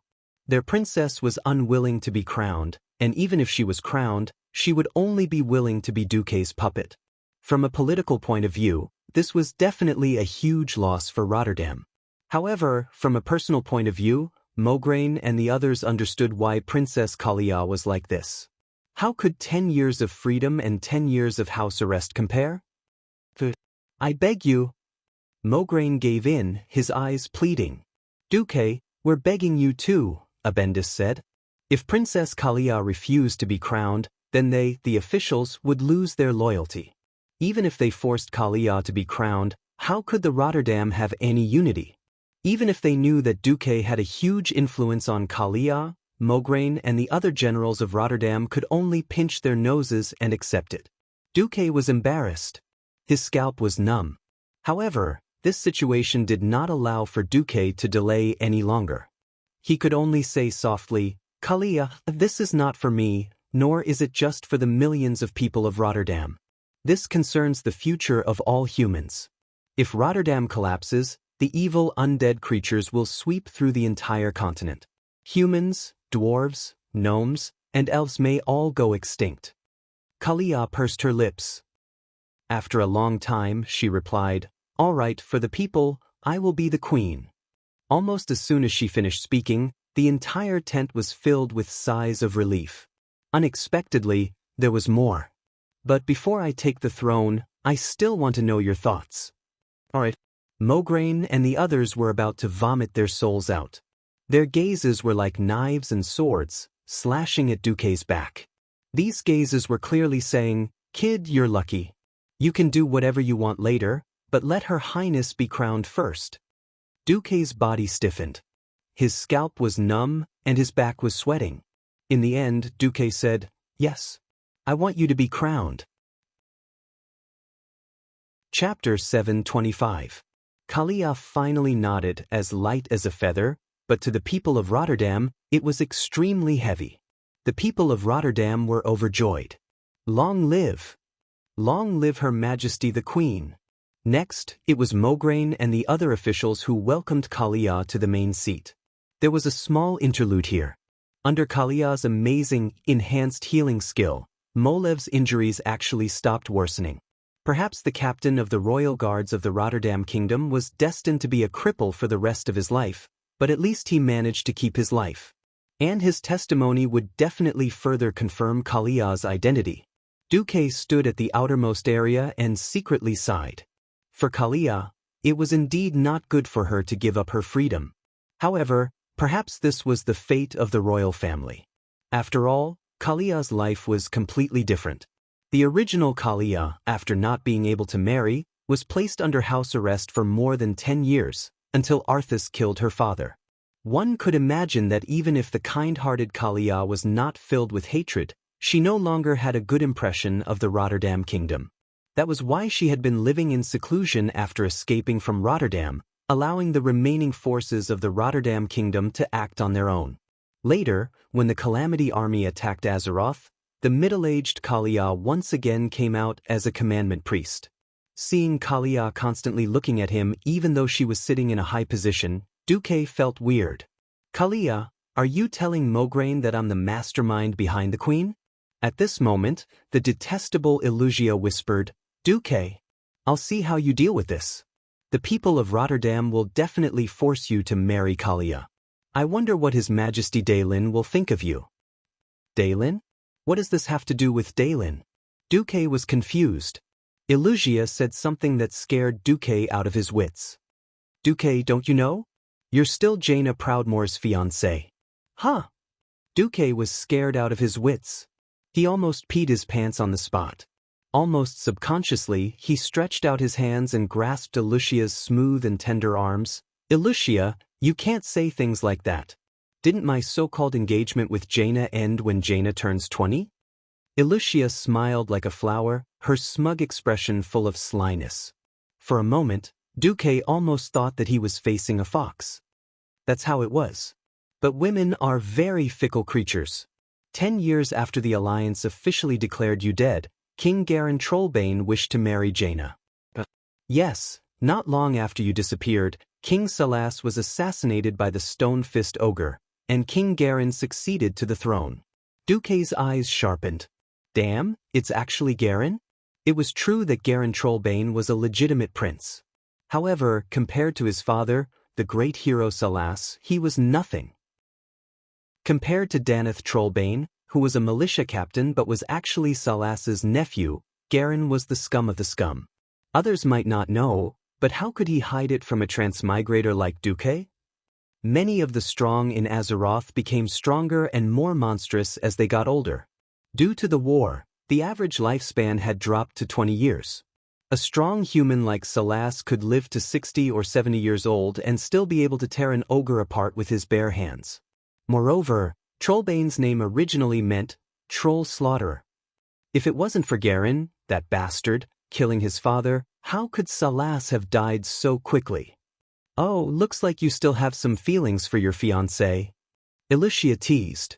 Duque's eyelids twitched and he explained, it has nothing to do with Jaina. I just don't like that bastard Garen. I don't like him either. He has caused chaos in Torrential Castle and even the entire Earthy Highlands. Now, the once famous Highland Knights have been abolished. Sigh. To actually kill a powerful person like Salas, this was a disaster for the Alliance. At this time, Illugia changed the topic. Anyway, Jaina refused to remarry. It just so happened that His Majesty Daelin did not want to marry Lord Darren.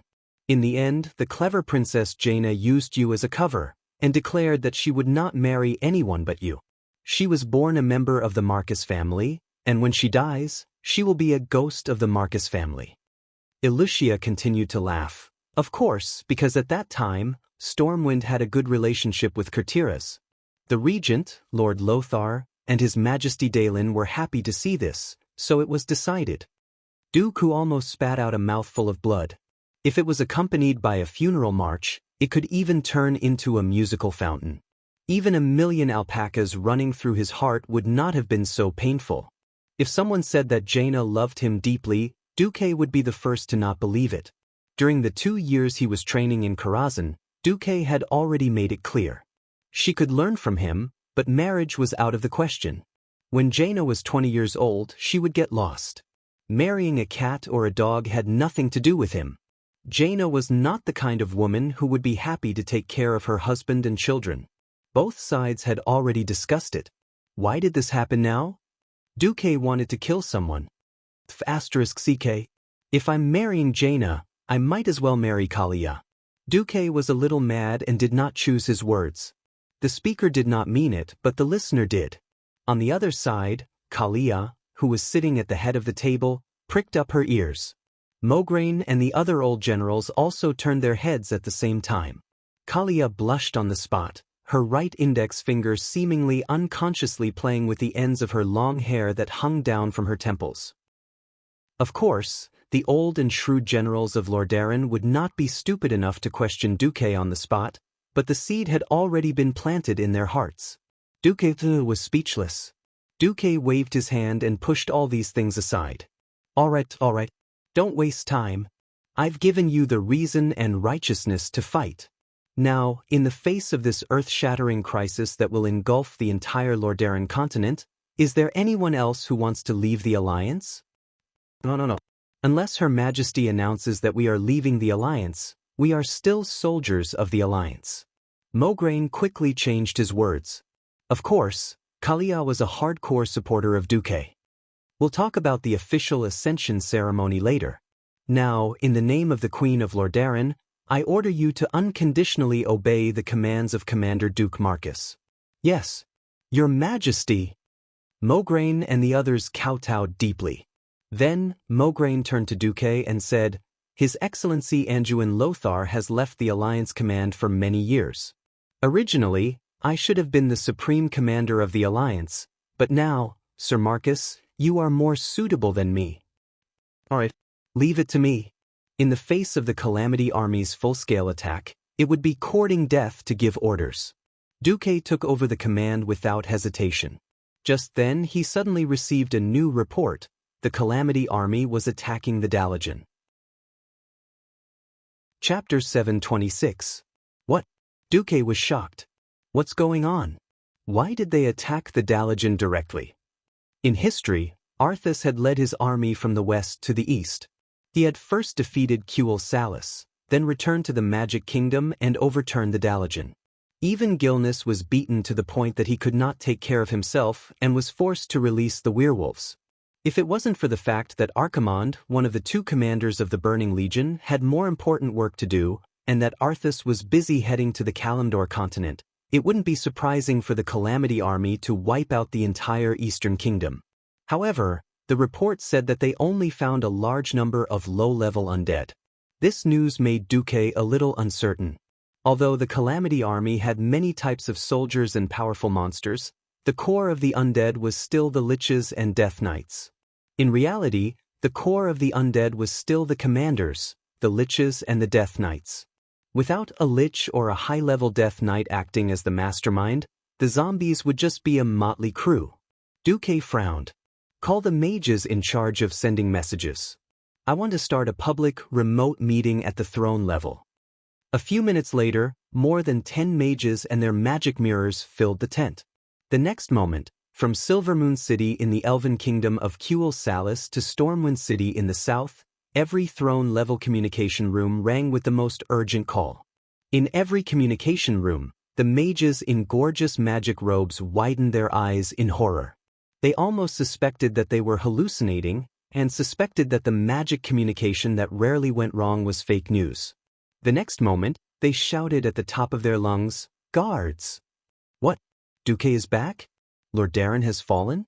Whether it was the sudden return of Duque, who had been missing for 10 years, or the fall of Lordaeron, they were both major events for the entire alliance, not to mention the two combined. This extremely sensational news was no less than a huge spiritual nuclear explosion. Magni Bronzebeard sprinted from his personal blacksmith's forge back to the throne with his short legs. Anjouan Lothar, who had been ignoring politics for many years, almost rushed into William's throne room. Even the kings of the three kingdoms that had long since left the alliance had to stop what they were doing and rush to the magic mirror. This was because the person who was about to make the announcement was the legendary hero of the alliance, Duke Marcus. In the pitch-black magic communication mirror, there seemed to be a small flame burning. In the blink of an eye, it spread from a small flame to the entire mirror that was as tall as two people. Rustle. It was clearly the sound of magical waves, but it felt as if the entire palace was shaking. A familiar yet unfamiliar figure appeared on the mirror. It really was him. Even though he looked a little more mature, it was only in terms of temperament and not appearance. It was as if the time in the void had frozen his age. From the looks of it, Duque still had the face of a young man who was not even 20 years old. Could it be that Duque wouldn't age? Quite a few kings secretly bared their teeth. In fact, the kings had indeed guessed correctly. Duque had received a gift from Alexstrasza, the giver of life. His age had been eternally fixed at 18 years old. Duke went straight to the point. I'm back. I'm back at a rather bad time. This time, it was no longer an illusory prophecy, but a real crisis that threatened the entire world. The Burning Legion's plot succeeded, and Jaden made the third great chief of the Horde, Nazul, who was defeated by us last time, a Lich King. Duque had sufficient evidence and some spoilers. Especially the exaggerated descriptions of certain situations. It made the kings shudder even though it was not cold. What? You're saying that if we leave Arthas's Scourge army alone, he will break through the Sunwell and summon Archimonde the Defiler, one of the two commanders of the Burning Legion? Xian Grameen frowned deeply. That's right, Duque said with absolute certainty. He had originally thought that throwing out a rare enemy like Archimonde would be good enough to scare the kings of the countries that had left the alliance. It was obvious that many things had happened in the 10 years that Duque was not around that Duque did not know. The first to speak up was the Elven King Anastrian. The Sunwell is very safe. The High Elves are completely capable of defending their home. This time, we have upgraded our defense system. The defense of the Eversong Forest is impregnable. But Duque wanted to say something else, but was interrupted again. We, the High Elves, express our regret for the fall of the capital of a kingdom that hoped the elves to cut down trees to build houses for their people. Finally, thank you for your reminder, Lord Marcus. With that, the Elven King actually cut off the magic communication. Before Duque could react, Xian on the other side added, Gilneas is capable of defending his own country. The Grey Main Wall is invincible. With that, Xian also left. Then, Garen Trollbane glared at Duque with a venomous gaze, and left after throwing down a vicious sentence. The Saladin Wall is not inferior to the Grey Main Wall. Duque suddenly realized that he seemed to have finally gotten close to the original history. He finally understood why the Calamity Army could easily sweep through the entire northern continent after Arthas killed his father. Of course, the Calamity Army's snowballing ability was astonishing. On the other hand, because of the reconstruction and territorial disputes after the war, the strongest Lordaeron had long been in conflict with the surrounding countries.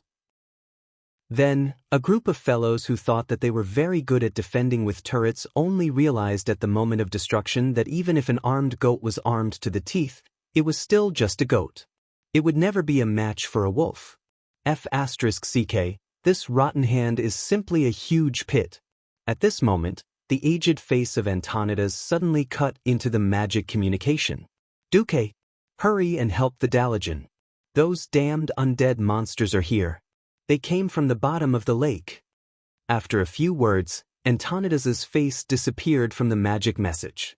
The remaining kings of the alliance all paled. Duque clenched his teeth. There's only one possibility for the magic communication to be interrupted. A stronger element has disturbed the elemental stability of the nearby space. In Duque's mind, he could only think of one word: canopy of necromancy. Only the most powerful undead could forcibly change the elements in the entire sky into the dark element that symbolized death. Could it be Arthas himself? The script of fate seemed to have been seriously deviated. At this moment, Duque still did not know that this was actually his fault. If not for his emergency evacuation plan, Lordaeron would have been completely destroyed this time. It was precisely because the Marcus Merchant Guild's ships saved tens of thousands of civilians that Arthes changed his mind and led his army south. Just then, another bad news came. A large number of orcs attacked Goldenhold Castle. Chapter 727. Damn it. Most of those orcs are elites that have been eliminated through cruel battles, one of the generals muttered, revealing the truth. Duque rolled his eyes. If you don't want to die, why do you still want to die? You're so stupid that instead of killing them all, you're helping them train their elites. With Terenas' intelligence, even if he doesn't die, it'll be a waste of oxygen. Fortunately, he was stabbed to death by his son. Otherwise, Duque wouldn't want to clean up the mess for Lordaeron. I don't care if you destroy the northern continent, I'll just guard my Stormwind. Anyway, I don't have to go guard the World Tree, right?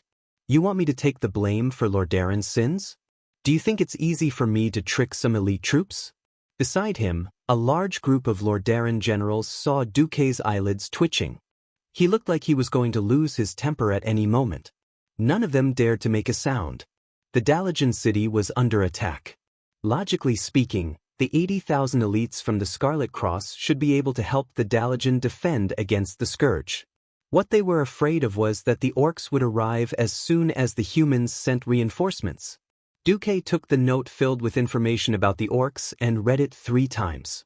Then he laughed coldly. You Lordaeron people can do this too. Only send 3,000 people to guard 10,000 orcs? Then all the orcs in the Colosseum, with Breyer as the center, ran out, but didn't report it because of Arthes's victorious return? Even the Warsong clan that hasn't been wiped out is here? Duque's cold laughter was like a whip lashing on the faces of every Lordaeron general. It was an invisible pain that made their faces burn. Most of the generals lowered their heads. This was Terenas' fault. As long as they still wore the Lordaeron epaulette, they would have to bear it. At this time, Reynolds' weak voice sounded. There are only 10,000 orcs in Goldenhold Castle. His father, Alessandro, was furious. Bastard, you have no right to speak here. Duque raised his hand and stopped old Mograine. Kid, although I'm only half a generation older than you, when it comes to military matters, you don't have the right to speak. Duque immediately saw the unconvinced expression on Reynolds' face. Duque laughed as well. 10,000 beastmen? In fact, it was definitely more than that. The extra ones were secretly sold to the arena by the guards. That's why there are at least 15,000 orcs who hate humans. As soon as Duque finished speaking, the faces of all the generals of the Rotterdam kingdom turned sullen. Corruption. Filthy. And he acted recklessly. It was a great taboo for military strategists to advance without knowing the strength of the opponent. Normally speaking, even the most well-trained recruits would be easily swapped for 3 orcs. The orc's title of warrior race was not just for show. If the number of orcs attacking Goldenhold was 30,000, then even Mograine's 80,000 elites wouldn't be enough. At this time, Duque raised a second finger. Secondly, the number of orcs in Goldhold right now isn't 30 or 50,000. It's at least 100,000. This news was like a bolt out of the blue. Mograine and the others were all dumbfounded. 100,000? Where did 100,000 come from? How many orc laborers do they have? Abendis asked tentatively. 0. Duque sighed. And they're not ordinary second-tier tribes. They're definitely the elite warriors of first-tier clans. What? Old Mograine and the others paled in shock. As people who had experienced the second battle of the Dark Portal and had been fighting the remnants of the Horde for many years, they knew the difference in combat power between Horde elites and second-tier clans. Abendis asked in shock, where did the 100,000 elites come from? Duque spread out the intelligence and pointed at the battle flags drawn by the scouts. They recognized all the other flags. The only one that stood out was the Warsong clan's flag. And Duque was pointing at another flag that they were extremely unfamiliar with. This is the Frostwolf clan. It used to be the 4th clan in the Horde after the Blackstone, Warsong, and Bloodring clans. Other than having fewer people, their combat power is definitely top-notch. Frostwolf. Everyone was extremely unfamiliar with this name. Duque said slowly, "It's normal that you don't know. Because in the first year of the Dark Portal, this clan was exiled by the first Great Chief Blackhand and the Warlock King Ghoul, Dan, when they first arrived in Azeroth due to political disagreements. They secretly crossed the entire southern continent, crossed the sea from the Gulf of Paladin, passed through Hillsbrad, and lived in seclusion in the depths of the Alterac Mountains." "How many elite orc soldiers does the Frostwolf clan have?" Mograine asked. "No less than 50,000. As for how many there were, Duque did not know either.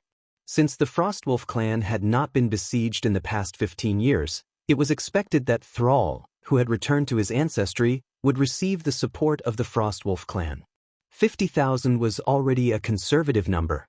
Every general who had experienced the second battle of the Dark Portal frowned deeply. Not to mention saving the Dalajan, they would not even be able to protect themselves. The evil Undying and the orcs, who were filled with hatred towards humans, were enough to massacre the entire continent. Sitting at the head of the table, Queen Kalia looked left and right. Even if she knew nothing about military affairs, she knew that things were not good. Unknowingly, everyone's gazes were cast on Duque.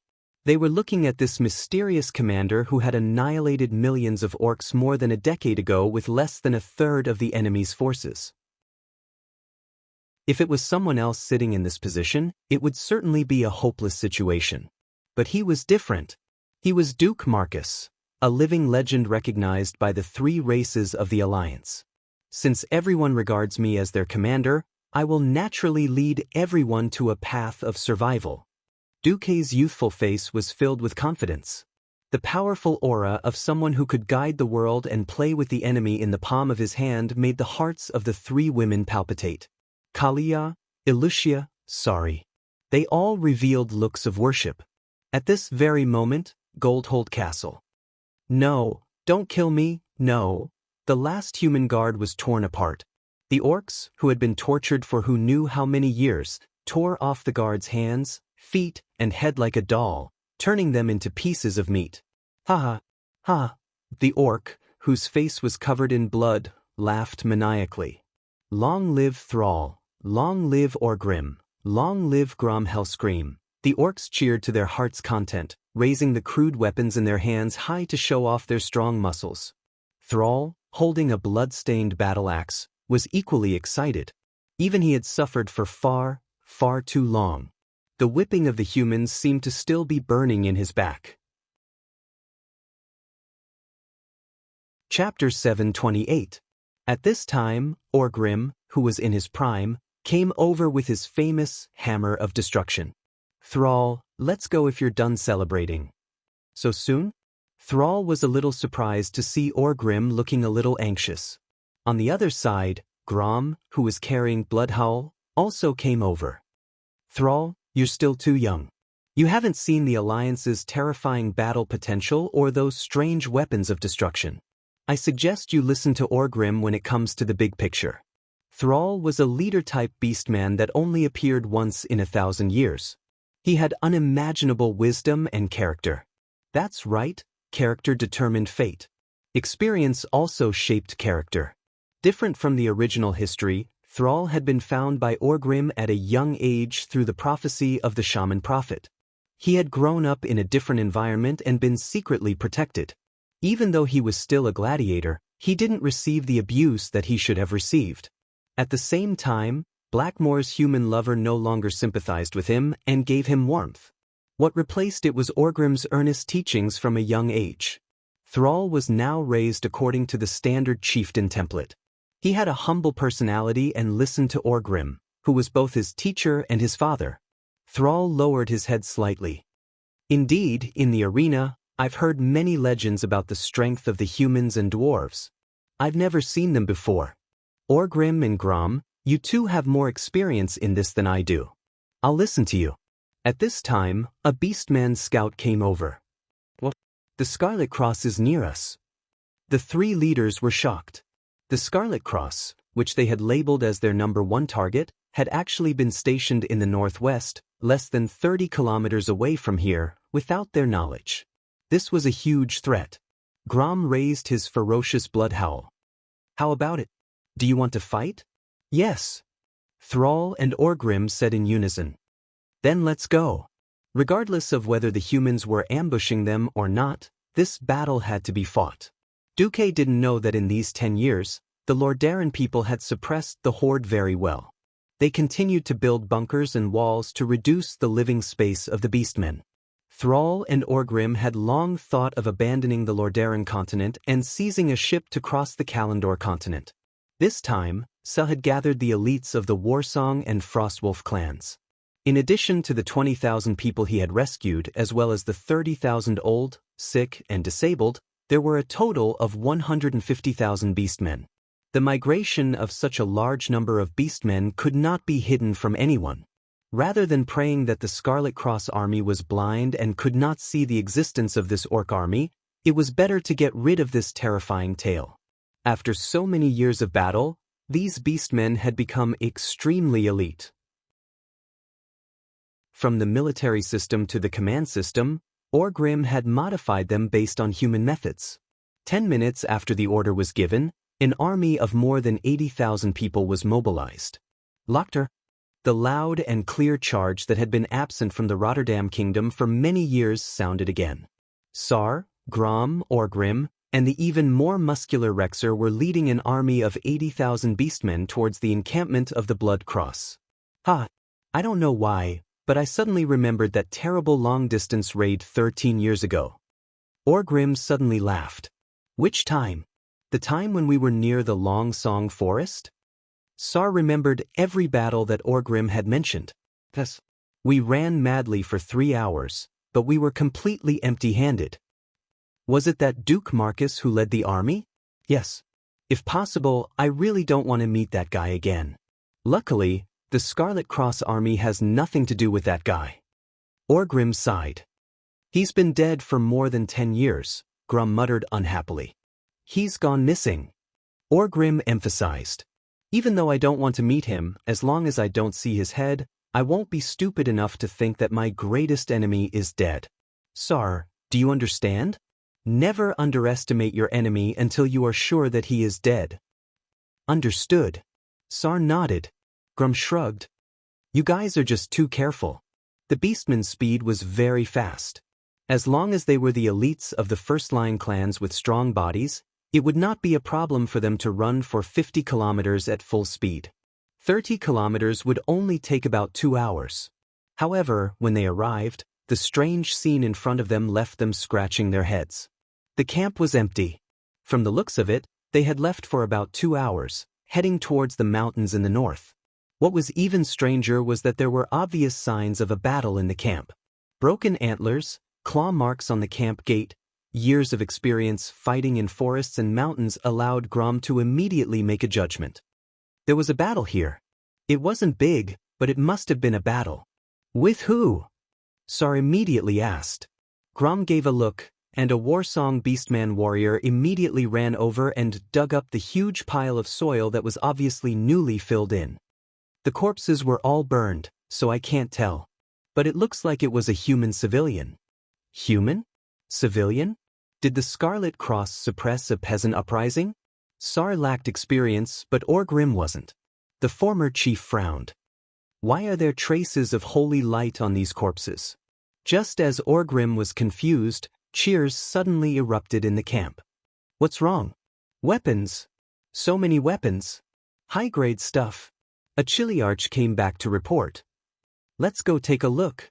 It was a batch of well-made two-handed hammers and axes that were clearly made by the dwarves. They were made for humans. The handles, heads, and blades of the hammers were made of steel. The beastmen loved these weapons so much that they couldn't put them down, especially the older beastmen who had experienced the battle at the Dark Portal. They were lecturing the new generation of beastmen on how good these dwarven goods were. What's going on? Orgrim's brows were knitted together. They left in a hurry. These weapons are too heavy. They can't be transported. Grom didn't seem to mind. Perfect for us. You have to know that killing 10 human warriors might not even be enough to get you a good weapon. The standard weapons of the human soldiers are too light. I'm not used to them. Grom was speaking the truth. Human battle formations emphasize teamwork. Other than the nimble spears, weapons that were too long or too heavy would be a hindrance to their teammates. Other than skilled knights or holy knights, very few humans would use heavy weapons on the battlefield. Chapter 729. The two-handed weapons of the humans were only one-handed weapons in the hands of the beastmen, but they were still 100 times better than the wooden mallets and stone axes that most beastmen used. Is it poisoned? Orgrim asked worriedly. The Chiliarch shook his head. Our people used werewolves to smell it. It's fine. It's just that there seems to be some remnants of human holy light on the weapons. After Orgrim heard this, he was relieved. This should be the reserve of the human silver hand. I just don't know why they were in such a hurry to leave these weapons here. Looking at the 2,000 or so high-quality heavy weapons, Orgrim had an inexplicable doubt in his heart.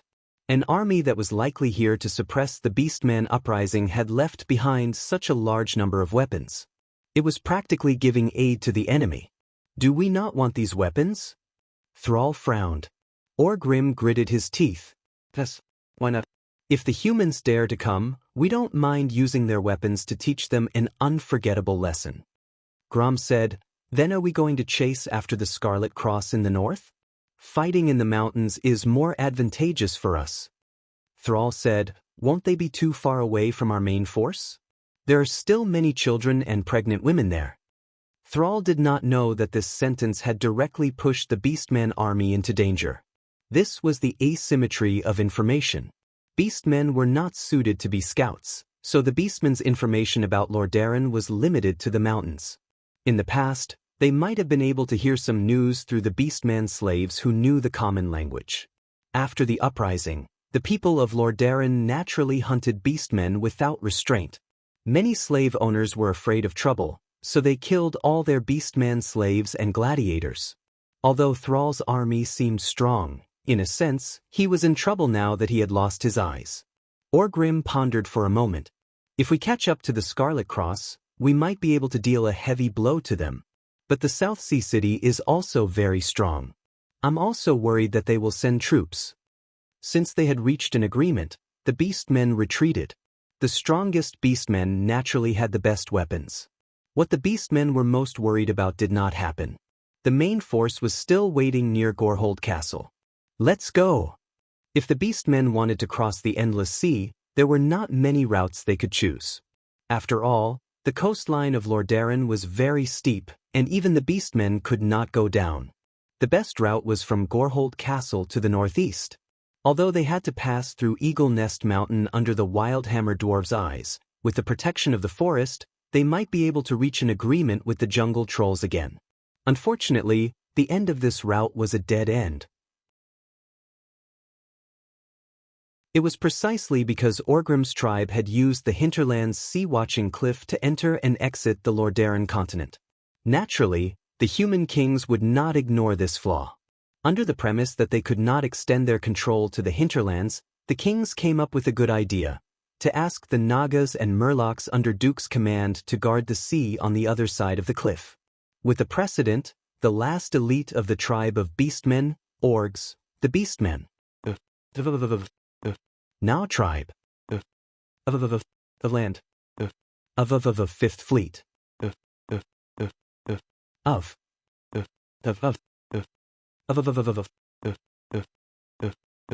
Kurtiraz's Fifth Fleet was stationed at the fortress of Tol Barad Island all year round. Even if they broke through the South Shore defense line, it would be suicide. The North Coast and Whispering Coast at the northernmost tip of Lordaeron were not out of the question. The problem was that the Beastmen had just revolted there, and it was like poking a hornet's nest. To Thrall and the others, it was a dead end. Little did they know that the Scourge army would wipe them out. As a result, the only way out was to the west of the continent, the South Stream coast and the North Stream coast. There was a long coastline between the two coasts. This road was like a wooden bridge. This meant that the Beastmen army would have to pass through South Sea, Dalagen, and Gilnis. But Orgrim's analysis: South Sea had no military force, and Gilnis had built the Greymane Wall to isolate them. Other than the Dalajan, the other two were unlikely to send troops. However, as the Beastmen army carefully passed through the Hillsbrad Hills from east to west and approached the Dalajan, they suddenly realized that the situation was completely beyond their imagination. What? Humans like monsters? Thrall was stunned. Those human civilians have gone crazy. Their eyes are even redder than when we drank the demon's blood 10 years ago. One of the Kiliarchs grumbled, "My men have already torn them in half, but they can still bite us with their mouths. It feels like they are dead, but how can the dead move?" Thrall and Orgrim's faces immediately turned pale. Something was wrong. The two quickly rushed to the front line on their werewolves. The situation in front of them shocked them. Once upon a time, humans used the term Green Sea to describe the Horde's attack. Now, the situation seemed to have completely reversed. The brave beastmen formed a relatively tight line, slashing at the humans who were charging at them without any regard for their lives. No, it was obvious that these were not humans. These terrifying creatures that looked like humans had long lost their lives. Thrall saw with his own eyes a man whose chest had been eaten by an unknown creature waving a pitchfork. His teeth were exposed through the torn skin on his face, and an unknown black liquid was flowing between the gaps of his teeth. He madly rushed up and attempted to kill an orc. Even after being cut in half, the monster still crawled up from below. While the orc warrior was busy dealing with the other two monsters, it viciously bit the orc warrior's exposed calf. No, these are not humans. They are some kind of undead. Ancestors above, no wonder the humans did not come looking for trouble with us. They are in huge trouble themselves. Orgrim cried out in shock. Should we retreat? Thrall asked anxiously. Retreat. Retreat immediately. We do not need to foolishly get involved in this disaster. Orgrim clenched his teeth. Just as the Horde was about to retreat, the dark aura of the wind became even more violent. On the shore of Lake Lordamir, east of the Dalajan city, countless undead walked up from the cold bottom of the lake. In the camp of the Calamity Army, accompanied by the cold wind that defied the weather, black flags were raised high and fluttering. As if they sensed something, the giant Arachne and the cursing sect's death acolytes raised their heads at the same time. Not only them, but the Death Knight generals and liches with dark aura all looked southeast at the same time. In their eyes, which were pulsing with soul flames, was a holy pillar of light that almost shot up to the sky. Deep in their eye sockets, a trace of doubt appeared. Holy Knights? So many. Chapter 730. The undead were most sensitive to the aura of the living. The holy aura, which was the most effective against the undead, could easily and severely stimulate the remaining senses of the undead. More than 2,000 weapons blessed by the holy light, even if it was only for a short period of time, were no different from lighthouses in the dark.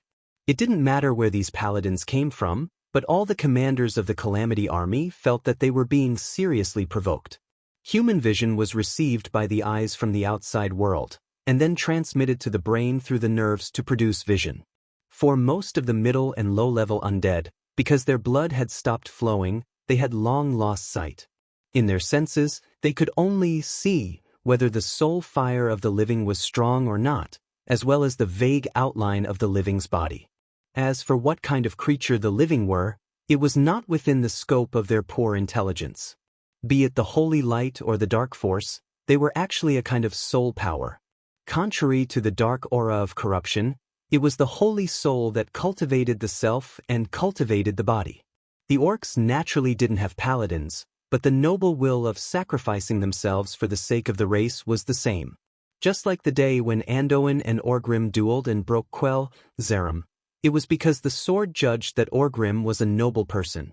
At this moment, these strong-willed orcs were holding hammers that were blessed with the power of holy light. In the eyes of the undead, they were undoubtedly a large number of paladins. The paladins must die.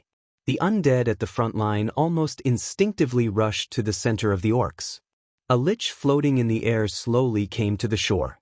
The cold aura around him formed a thick layer of white frost on the ground. A little purplish-blue soul fire danced in his pitch-black eye sockets. Beside him was a sea of zombies. From time to time, Death Knights held up a black flag and rode their undead warhorses past. From Lake Lordamir, the tides spread endlessly. It was the undead army that covered the entire land from the shore. The gloomy sky was filled with fluttering snowflakes. The distant view of the battlefield was reflected in the depths of the emotionless, cold eyes. He raised his withered chin and stretched out a pale and slender finger. He held the skeleton staff in his hand and pointed it in the direction of the holy light. There was no need for a password. All the living were the enemies of the Calamity army. On both sides, the Death Knights and low-level undead acolytes pressed their bony palms on their chests. The purplish-blue soul fire that was stimulated by the power of the devil burned even more fiercely. Stimulated by the power of the devil, the purplish-blue soul fire burned even more fiercely. Like falling dominoes, the commanders of the Scourge troop lowered their heads one after another. When they raised their heads again, their eyes were filled with pale white flames. The roar from the soul level drove away the low undead with insufficient wisdom below. In the name of the Burning Legion, kill Kjeeden! Along with the roar of the souls, the huge black tide of death that had accumulated on the shores of Lordermill Lake began to pour towards the orc army that was advancing towards the south. On the north bank of Dalaran, the frontline commander, Arthas, who stood at the highest point of the Scourge army with Frostmourne in hand, looked up and said, "What the hell is Ras Frostwhisper doing? I want him to attack the Dalajan from the east." Elwes Frostwhisper, due to a slight twist in history, Sir Elwes, who had already died and sunk to the bottom of Caer Darrow Lake, was fished out of the lake by Kel Thuzad, who was searching for dark allies. In one fell swoop, he became Kel Thuzad's most outstanding student and one of the core members of the Cursing Sect. Naturally, it would be difficult for Arthas alone to control an army of undead that numbered in tens of thousands. When he fell, Kel Thuzad, who was killed by him last year, was naturally in the same camp as him, and Kel Thuzad's men were promoted to frontline commanders. Ras Frostwhisper wasn't bad, but that was the extent of it. Ras Frostwhisper was equivalent to a Radiant Moon Mage, but when faced with the Dalajan mages, Arthas clearly felt that Ras Frostwhisper was useless. This self-proclaimed king of Lordaeron's Death Knight began to miss Kel Thuzad, an assistant with sufficient intelligence and powerful magic. Arthas looked at Dark Dean Jadine beside him, then looked at the dozens of mage towers outside the Dalajan city that were constantly flashing with magical light. He frowned and said, "Since Ras Frostwhisper thinks that the beastmen over there are a threat, let him be. How long will it take before the Dalajan's magical energy is exhausted?" Jadine estimated and said, 3 days, and at least 300,000 cannon fodder will be used. Arthas sneered in contempt and said, "Cannon fodder? There are human settlements everywhere in the Hillsbrad Hills. There's as much cannon fodder as you want. If you don't have them, go find them." Those beastmen seem to be good cannon fodder. With their strong bones, even if they become skeleton soldiers, they will be stronger than ordinary skeleton soldiers. Understood. Dean Jadine bowed deeply and retreated. A few minutes later, more undead rushed towards the beastmen. Now, not only had the beastmen's front army fallen, even the middle army was beginning to be surrounded. Unless Sar and Orgrim were willing to abandon the women and children, they could only fight to the death. "Oh, my ancestors! Where did these bones come from?" Sar was very depressed. He had already changed his hammer for the 3rd time. Not only did he lack a suitable weapon, but he had also not practiced the path of the shaman at this point in time. He was just a super soldier. Orgrim was also in a difficult situation. He had no choice but to wave the hammer of destruction and chase the undead knights that were running all over the mountains on their skeletal warhorses. Other than him and a few chieftains, the ordinary beastmen had no way to resist the undead knights. Perhaps the holy light in their hands would be more effective, but they were not real paladins. Before the holy light could hit the undead knights, they first had to withstand the dark magic of the undead knights. The only consolation was that these undead knights were not too strong. After all, the first batch of undead knights that Dan created were all sorcerers, and they had one set of dark magic after another. Most of these undead knights were pure knights, and they were more inclined towards physical attacks. In the southern foothills of the Alterac Mountains to the east of the Dalajan city, a few sneaky figures appeared. Mograine could not help but sigh when he saw the fierce battle below through his binoculars. Duque, you still have a way. Chapter 731. One could imagine what would happen if the Scarlet Cross rushed in to rescue the Dalajan. That's right, the Beastman army would end up like the Scarlet Cross. Duque smiled mysteriously. If we went straight to the Dalajan, we would have to face nearly 1,000,000 Scourge soldiers and 100,000 Beastmen. But now, with the Beastmen helping us take the lead, we can relax a lot. More than 2,000 hammers blessed with King's blessing and Power's blessing in exchange for 100,000 elite Beastmen as our reinforcements. Not a bad deal, is it? Duque had a calm expression. Duke was able to easily make two powerful enemies kill each other. His ability to strategize was something that even Mograine, the former commander of the Alliance, had to admit that he couldn't compare to, let alone the other generals. Duque didn't notice a beautiful female general standing behind Abendis. She looked somewhat similar to Abendis, and she was looking at him with some kind of indescribable fanaticism. Abendis asked, "When do we enter?" Duque rested his chin on his hand. "Well, we attack when Arthas goes to cause trouble for Orgrim. Remember, we can't turn back. We have to kill our way through the enemy lines and the center of the Dalajan army. After joining up with the Dalajan mages, we can counterattack Arthas. Arthas has the magic tool Frostmourne. To be honest, Arthas should be a demigod now. Our chances of winning are not high." Abendis asked tentatively, "What about the Dragon Sleep Temple?" "I've asked. The Burning Legion has sent many powerful demons to attack the spatial barrier of Azeroth. Maligos and Nozdormu can't come, and the Emerald Dream has been unstable recently. Isra can't leave either. In addition, Alexstrasza was still trapped in the void of Karazhan. The current Dragon Sleep Shrine was a classic example of a group of dragons without a leader. In the past, Duque had wondered why the Dragon Sleep Temple was in Noscent and why the Scourge army, that group of trash, could dominate all of Noscent and sweep through all life forms. Only by immersing himself in this period of history did Duque truly understand the depth of the Burning Legion's foundation. It was obvious that a large group of Khazark-level demon generals and dreadlords were restraining the giant dragon army from the outside, preventing the giant dragons from dealing with the mortal world's Scourge army. In the Dragonbone Wasteland, the guardians of the Dragonbone Shrine could only protect themselves. Duque smirked. "We're going to challenge demigods soon. Are you afraid?" If this demigod's name wasn't Arthas, I would have peed my pants. Abendis seemed to be smiling bitterly. Mograine gritted his teeth. "Loyalty. I will not retreat until I die." Duque sighed.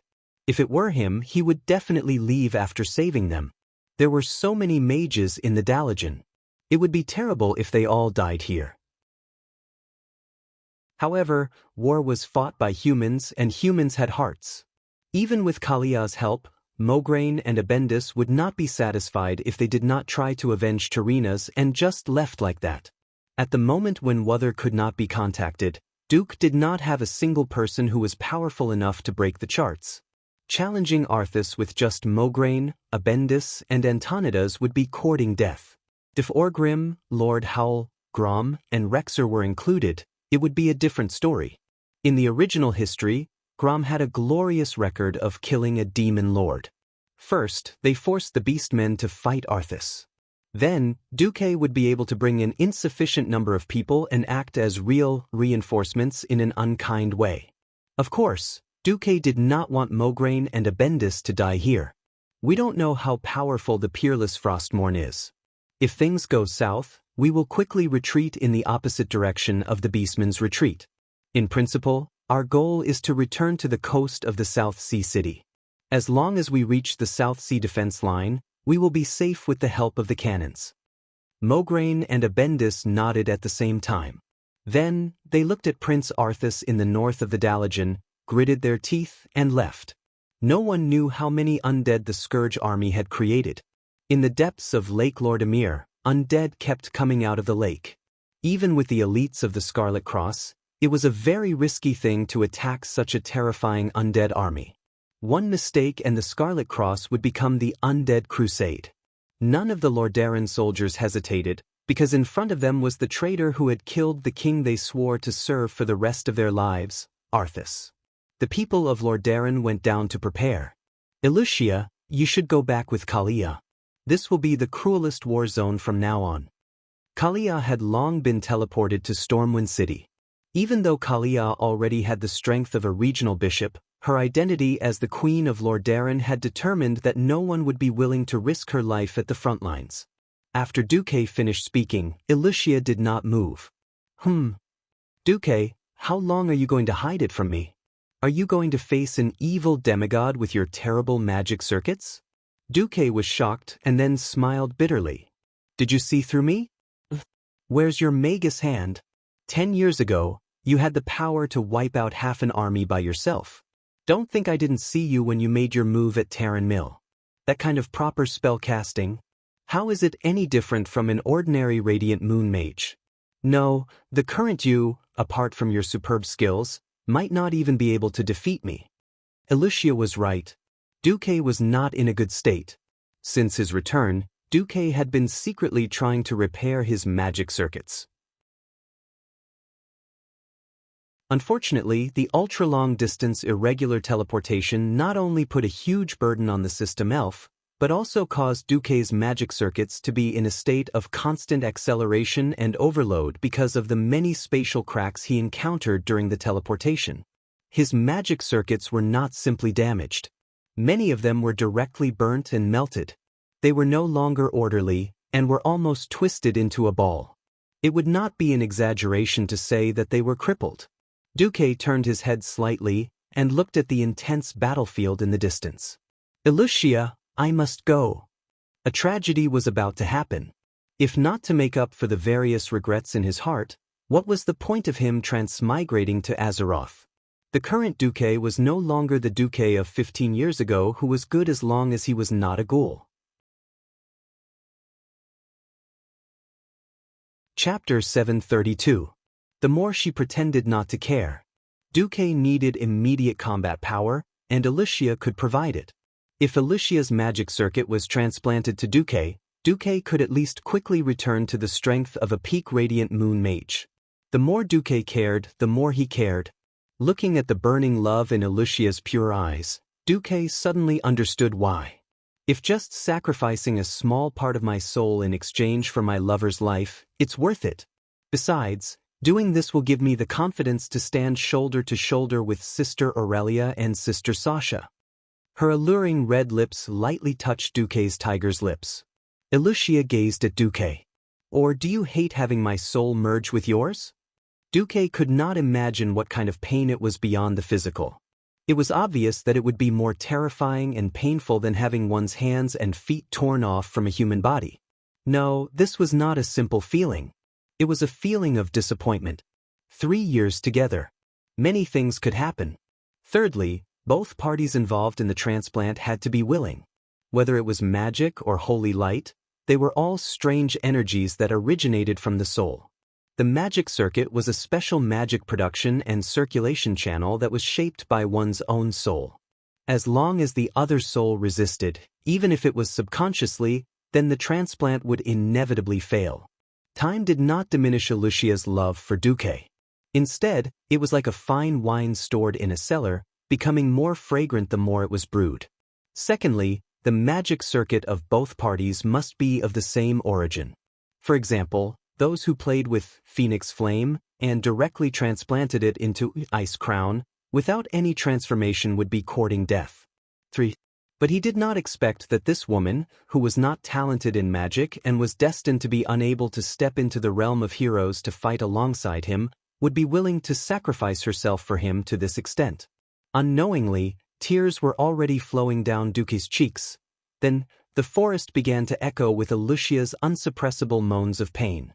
How many women would be willing to wait for a lover who had been missing for 10 years, and was probably long dead? In the face of Duque's determined look, Xianxia gently shook her head. Bit by bit, she sucked on those two luscious red lips, sucking in the fragrance that came from her lover. Use my magic circuit. Xianxia's smile was so gentle and moving, as if she was saying something that had nothing to do with her. 10 years, the most crucial 10 years for a young girl to become a true lady. With the accumulation of generations, the quality and quantity of magic circuits would be astonishing. Duke had thought that his threat would be effective, and he would see panic on her beautiful face, which was full of mature charm. That way, he would be able to get her to give up on this crazy idea. However, he couldn't bear to watch his friend and hero die. Why was it that most magicians were passed down through aristocratic families, and the first generation of magicians were rarely very powerful? It was no longer a simple friendship or emotional bond. Xianxia, you're crazy. Do you know how painful a transplant is? The magic circuit is also a part of your soul. Even if my circuit is burned, it's only that part of the circulation is blocked. But if your circuit is transplanted, it's like forcibly tearing a part of your soul out. Duque shouted agitatedly, grabbing Xianxia's arms hard and shaking the woman who had followed him wholeheartedly for more than 10 years. But Duque shuddered, his face full of horror. He directly pulled Xianxia into his arms, one hand gently holding the soft shoulder of the noble lady, and the fingers of the other hand directly touching the intellectual face. 10 years apart. Then, any more words would be superfluous. What else could Duque say? It seemed a little naughty, but in fact, Duque was re-examining Xianxia. He wanted to deeply remember every line on this beautiful face, engrave it in his retina, engrave it in his heart, and brand it in the depths of his soul. Duque kissed her hard. Before he came back, Xianxia did not abandon his fief, and even conscientiously built his fief into the most prosperous area in the southern continent. For this, Duque was already very grateful. Nearly 5 years of planning and hard work, 10 years of wandering in the void. The life on Earth seemed to have become very far away. Only with the help of the system could he easily recall the bits and pieces of Earth. Unknowingly, in Duque's heart, there was a kind of awareness that he was already breathing with Azeroth, sharing the same fate. Duque was disappointed. Xianxia had the above 3 points. It sounded very good, didn't it? It was precisely because before he transmigrated, whether it was from the examples of people around him, or the influence of WeChat and Weibo, that Duque had seen too many love affairs that could not stand the test of time. He dared not have the greatest hope. He could hide in Karazhan, where he could live a shameless life with the Windrunner sisters every day. He could decorate the space that belonged to him at will. He could immerse himself in the world of magic like a real mage. And with Alexstras's protection, he did not even have to worry about the cats and dogs of the Burning Legion coming to find him. Use her magic circuit? First, both parties of the transplant had to be alive. Once they died, the activity of the magic circuit would quickly dissipate. Duque, I'm not stopping you from going. My great hero. That soft voice naturally made people think of a young wife staying at home quietly waiting for her husband to return. Gently tilting her head, Xianxia emphasized, I'm just stopping you from going to die in this state. What else could Duque say? However, Xianxia used her weak body to bear all of this. What? Looking at Xianxia's face that pretended not to care for his peace of mind, feeling the trembling from her delicate body, Duque's heart had long been drowned in tears. However, there were many prerequisites for this. That's right, the magic circuit could actually be transferred and transplanted. What? 10. That was because the children of mage families could inherit the magic circuit of their parents and even their ancestors. Without any flirting or ambiguity, Duque's right index finger slowly moved down the delicate lines of Xianxia's face, gently pressing down. After slightly loosening his index finger, the delicate skin and bright red lips trembled and bounced back under the effect of inertia. After an unknown amount of time, the four-faced lips left, panting. Chapter 733. When Mograine was worried that something had happened to Duque and ran back with his guards to look for him, all he saw was a lone figure with tear stains on his face. "Where's Miss Barav?" "I sent her back to Stormwind City. It was only right to send the women and non-combatants away before the battle started." But what was with the tear stains on Duque's face? What was up with the sudden surge in his aura and the surging elements in his body? Mograine had not seen Duque for more than a decade. Even during the battle where Duque and all of Karazhan had disappeared, Duque and Mograine had fought on different battlefields, one in the north and one in the south. Mograine's impression of Duque was that he had unparalleled intelligence and courage, but was not strong himself. He had never been able to equate Duque with the strong. But now it was different. Even a paladin like him, who was not familiar with the occult, could feel Duque's power. Duque had become a Breaking Dawn wizard? Compared to Antonidas, he was still a little lacking. They both had that kind of surging elemental aura, but there seemed to be a difference in quality. Even so, it was still very terrifying. Duque was not even 30 years old yet, right? Holy light above, he still looked like he was 18 years old. Mograine's shock was only limited to this. If he had known that Duque was already immortal, perhaps he would have been truly envious and jealous. Quickly collecting his thoughts, they looked down the mountain. The battle between the Orc army and the Scourge army had reached its climax. The elite Orc warriors from Warsong and Frostwolf formed a 5-kilometer-long battle line, holding off the undead tide that was surging from the north to the south. Under the maintenance of this battle line, further south was the migrating Orc army.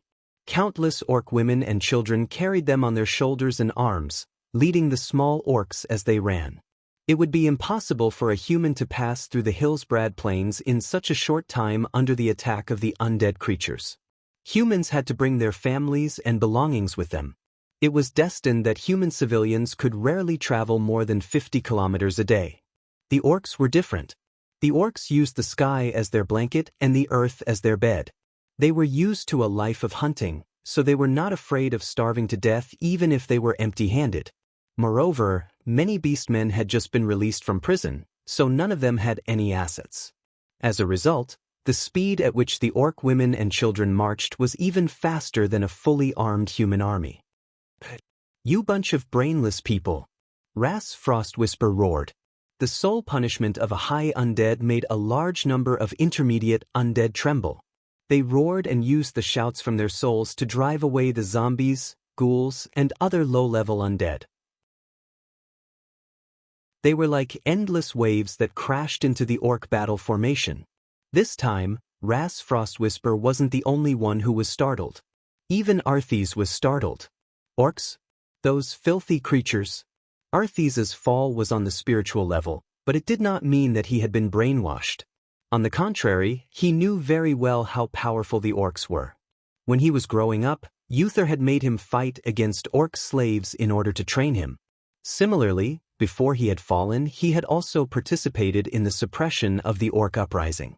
Most importantly, he had personally experienced the battle where Lordaeron City had almost fallen, and felt the fear that made him feel ashamed and uneasy even to this day. Even though he no longer thought that he had human emotions, the rage of revenge still drove him to make a decision. Arthes waved his hand. The huge black flag began to move. Beside him were hundreds of Death Knights riding skeletal warhorses. They had all fought alongside Arthes in their lives, from Andoril in Lordaeron all the way to the bone-chilling Northrend. It was only when Arthes pulled out Frostmourne and fell that Arthes took their lives and turned them into elite Death Knights. As soon as they started their charge, the Orcs immediately sensed them. Thrall shouted, "Orgrim, do you have any good ideas? Looks like a very powerful guy is coming." Orgrim glanced at the Orc women and children behind him, who still had a third of them, and suddenly turned back. "Thrall, as the future star who will shoulder the heavy responsibility of reviving the Orcs, you answer me as a great chieftain in waiting. Will you abandon your people because of the danger?" "Never." Thrall's answer was sonorous and powerful. Nearby, Grom, Rexer, and the tens of thousands of Orcs who were fighting with passion all smiled at the same time. "Loktar Ogre, if we don't win, we will rather die." How many years had it been? Who knew how many years it had been since the orcs had shouted such a domineering slogan with tens of thousands of people as a unit? At this moment, the old orcs who had experienced the second battle at the dark portal felt like crying. It was another series of extremely fierce slashes, and the zombies and ghouls that had rushed to the front of the orc formation fell like wheat being cut down, one by one. At this moment, Arthas's Death Knights charged over. The skeletal warhorses looked so thin that only bones were left, but because they emitted an even denser aura of death, the low-tier undead in their path all retreated. The skeletal warhorses were like icebreakers, easily killing their way to the front of the orc army in just a few minutes. This was a clash without any fancy moves. Would the giant wave break the dam? Or would the dam break the giant wave? The strongest sound since the start of the battle told the world an answer. It was a draw. The orcs were not good at defense. Even though it looked like the orcs were on the defensive side, that was just an illusion. The orcs completely destroyed their enemies to maintain this so-called line of defense. When the Death Knight arrived, the Death Knight would either instantly kill the orc with dark magic, or the orc would use its warhammer that was emitting a faint holy radiance to smash the Death Knight and the skeleton warhorse into dust. The instant confrontation was like a tit against a tat. This was a terrifying way of fighting that seemed more like mutual destruction, and it made the leaders of both sides feel a little pained. Kill, Lecter. In the blink of an eye, it was a chaotic battle. Just as the Death Knights charged into the battle line, even the Doomsday Army didn't notice that at the southernmost end of the Alterac Mountains, not far away, an army quietly entered. At first, no one noticed this army because outside the army, there was a cold fog that covered a few square kilometers. It felt no different from the Doomsday Army's cold canopy of undead.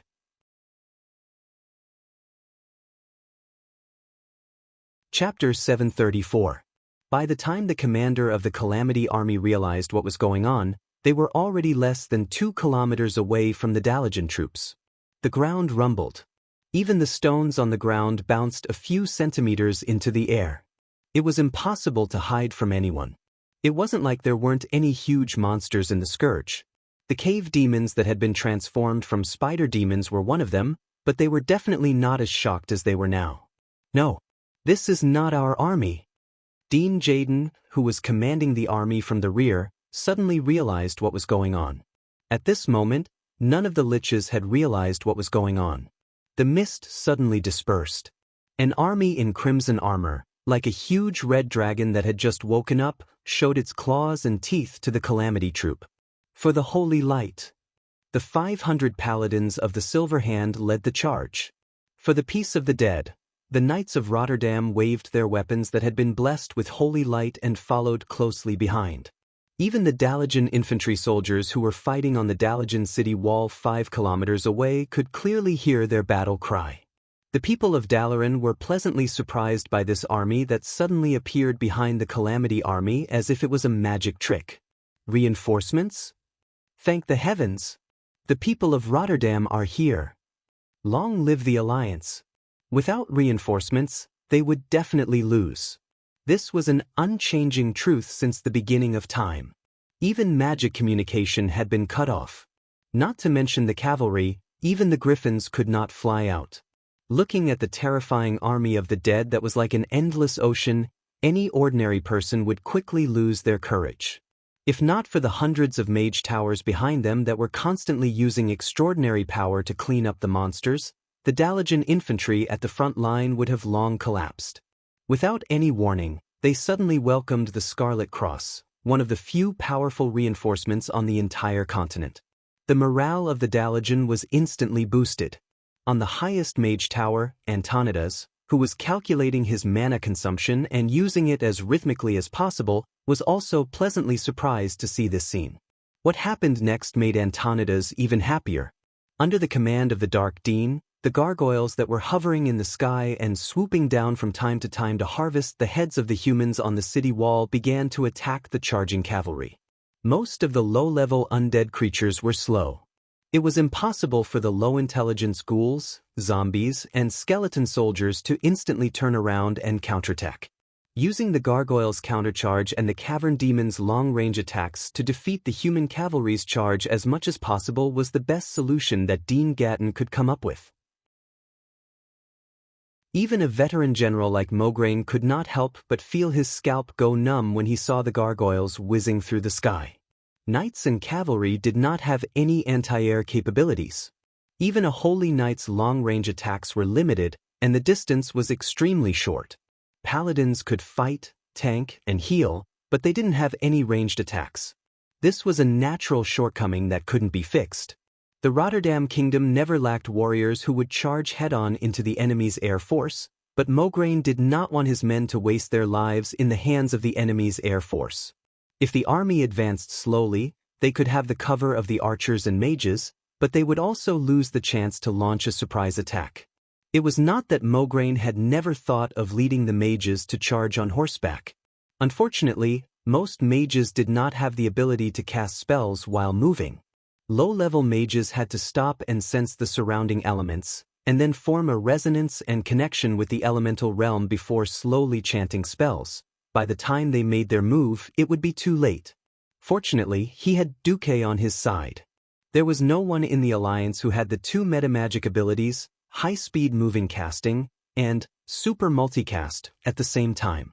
It was generally accepted that in the field of multicast, even the two Breaking Dawn archmages, Antonidas and Anastrian, had to concede defeat to Duque.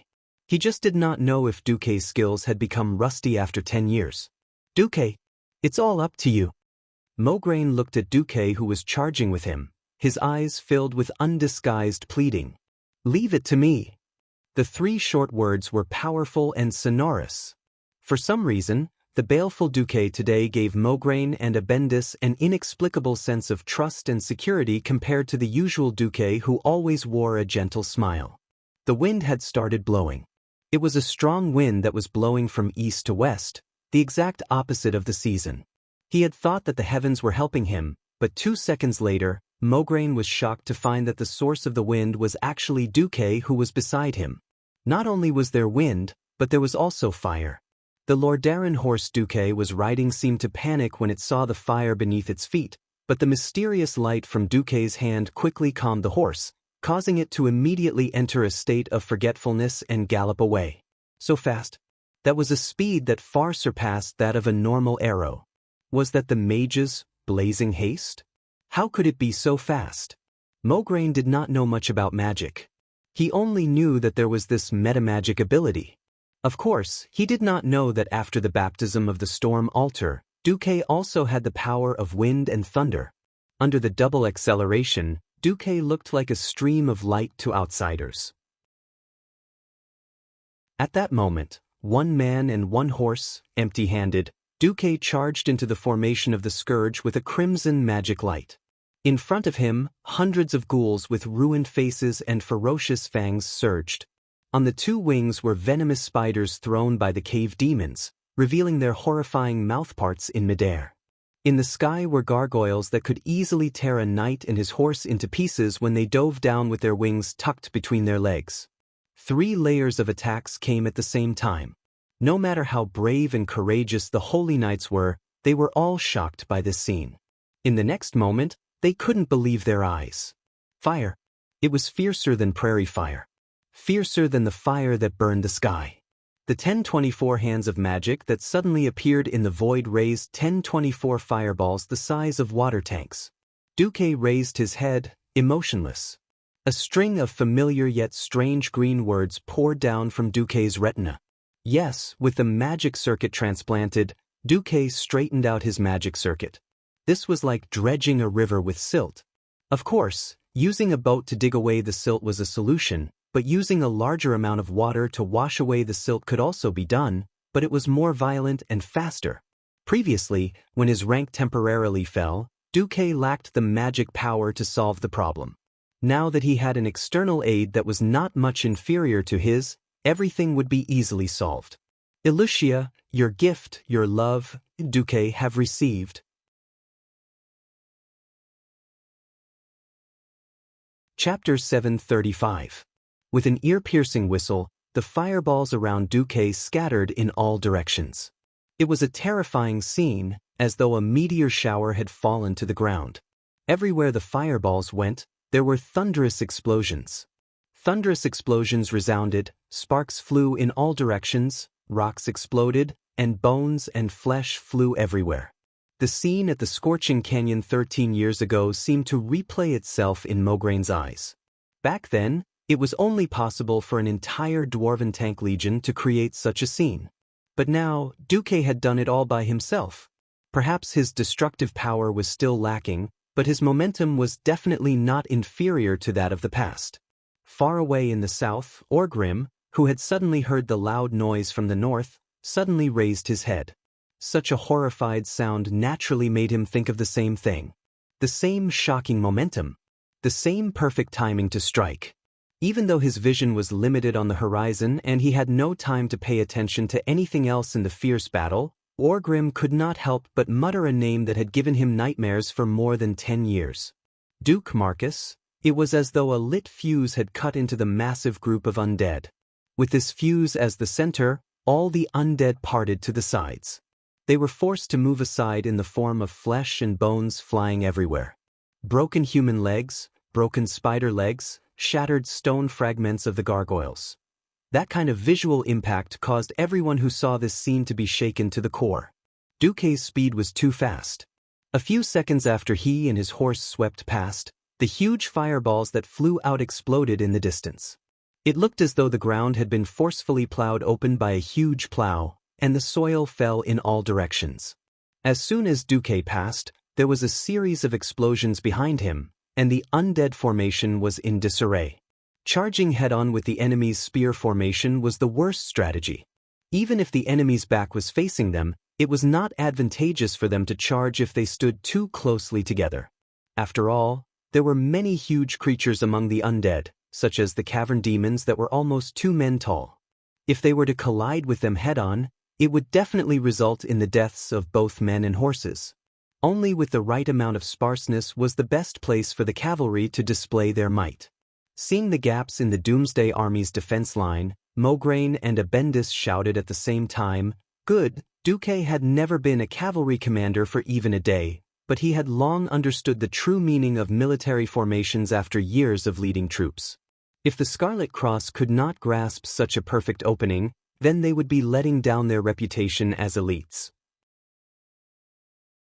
The Dark Dean Gatling, the man who had taken over the Barra family's fortress and turned Caer Darrow into the base of the Cursed God's cult, the man who turned Scallamance into a true academy, screamed in pain, "No!" In the absence of Kel, Thuzad, he and Ras Frostwhisper were competitors. Lys represented the Scourge, but he was more inclined towards Kel, Thuzad's direct line of descent. Just now, when Rhys couldn't take down the Beastmen, he was happy to watch the show, but now it was his turn to suffer. He didn't dare to imagine what would happen if he were to squander the army right after Arthas, the King of Death, handed it over to him. How would Arthas deal with him later? In the heart of Lich King Nuzul, Arthas's position was much higher than that of Kel, Thuzad, the Dark Wizard with a damaged soul. What's more, Kel, Thuzad had been killed by Arthas and hadn't been resurrected yet. Gatling could see that Duque was the key to the entire human army. As long as he killed Duque, he was 70% sure that he could take a breather and then swallow this human army. He couldn't watch any longer, so he made a decisive move. 7 continuous, incomparably gorgeous flashes allowed him to cross over a distance of more than a kilometer, and in an instant he reached Duque's side. Not good. The layman watched the show, while the experts saw the artistry. Duque's sea of fireballs looked incomparably gorgeous, and he could almost single-handedly deal with half of the Scourge army. In the eyes of experts, Duque was actually a scumbag with a little bit of cleverness. Because Duque only used low-level Flame Blast. Even Antonidas, who was watching this scene through the magician's eye, was fooled by Duque's seemingly gorgeous but actually weak methods. The veteran Breaking Dawn wizard subconsciously thought that Duque had been seriously injured while rushing back from the void. In fact, this was indeed the case. However, no one would have thought that Duque had used Elusia's magic circuit to resurrect with full energy.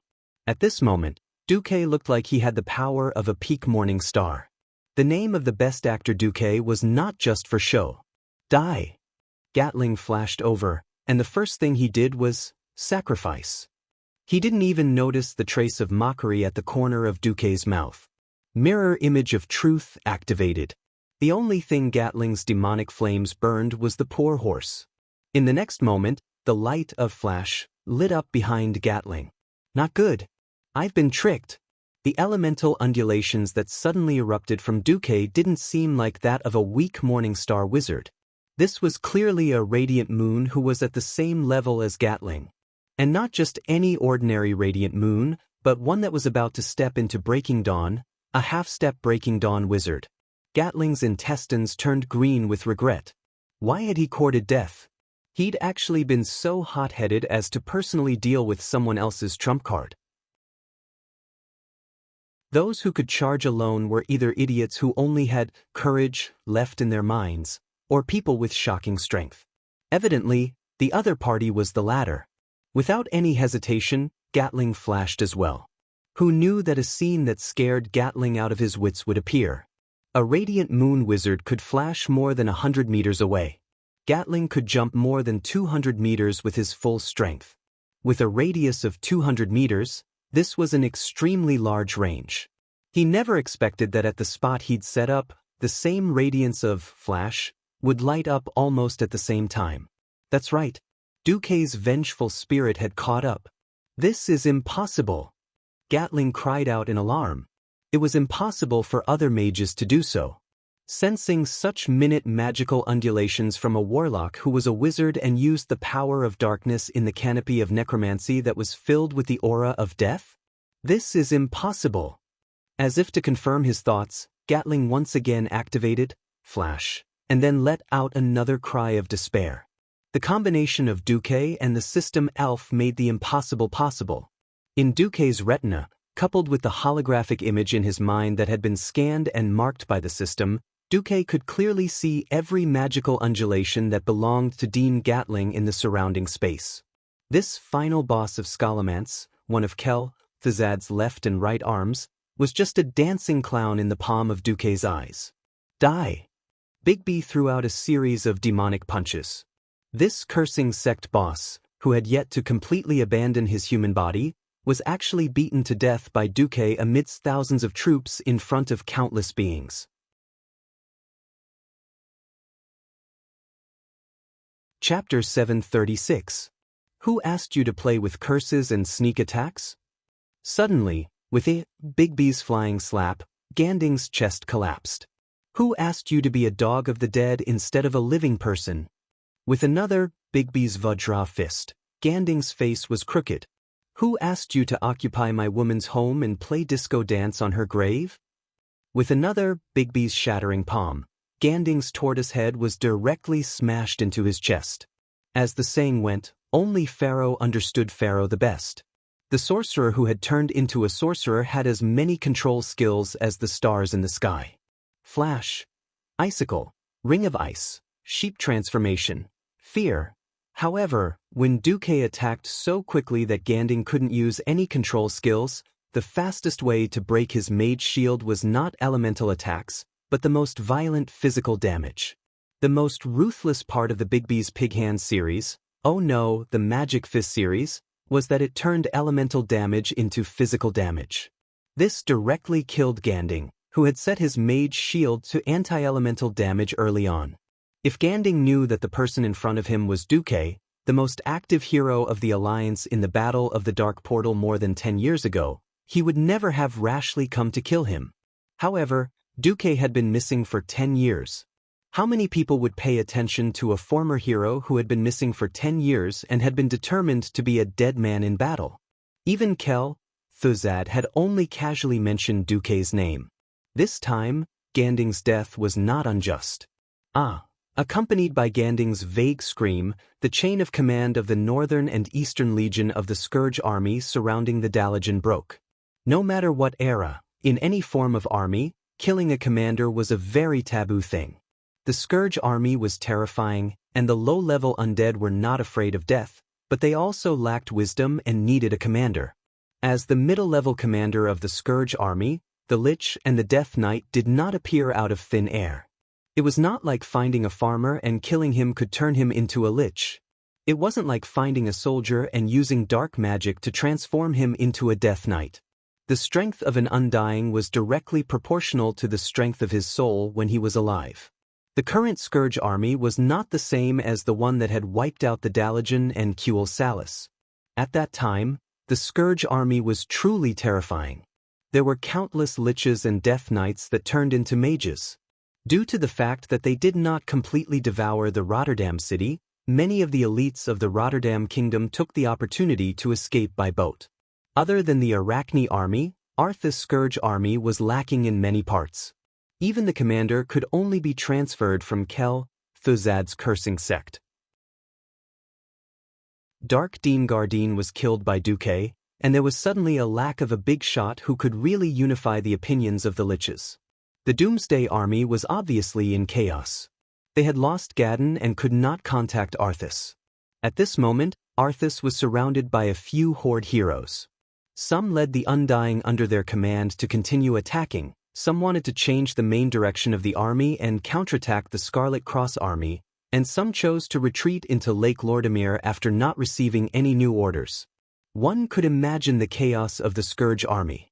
From the dead Dark Dean Gardine, Duque took the Dean's staff, which was known as one of the 7 weapons of the past. It was a staff with a goat-horned demon skull at the top, and a few layers of bone spikes at the top and tail of the staff. It was quite an evil-looking staff. The biggest feature of this staff was enlightenment. After the effect was activated, it could increase the intelligence of all allies within the range of the halo. Its significance was that it could allow magic apprentices to safely use the temporarily increased intelligence to experience higher-level magic when their own intelligence was not up to the standard. If Duque wanted to recruit disciples in the future, the Dean's staff was indeed a good thing. Of course, the skull was too much of an eyesore. Well, it was just like when I played games with Duque, a certain bastard warrior named Recruit would go around using the Dean's staff to increase the intelligence of other mages. Duque usually did not have a use for this staff. That little bit of intelligence was nothing to Duque. After throwing the Dean's staff into the storage pouch given to him by Elugia, Duque stood with his hands behind his back. In less than a minute, the Scarlet Cross army's cavalry had already rushed past him. Like the legendary miracle of a sword splitting the sea, the blood-red torrent rushed to Duque's side and consciously parted to the left and right. Long live Lord Marcus! We salute you, the great hero of the Alliance. As they rushed past, some knights did not forget to greet Duque. Duque had never been a knight, let alone a holy knight. But now, many knights in the army had grown up listening to the deified deeds of Duque. Many people had wondered if there really was such a powerful pharaoh who could change the situation of a battle by himself. Today, with their own eyes, they witnessed the return of this legendary figure who was like a myth. They only had one thought in their minds: his reputation was well-deserved. As a mage, he led the charge. 1 man and 1 horse, yet an army of 10,000 could not stop him. He seemed weak, yet he took the head of the enemy's general as easily as taking something out of his pocket.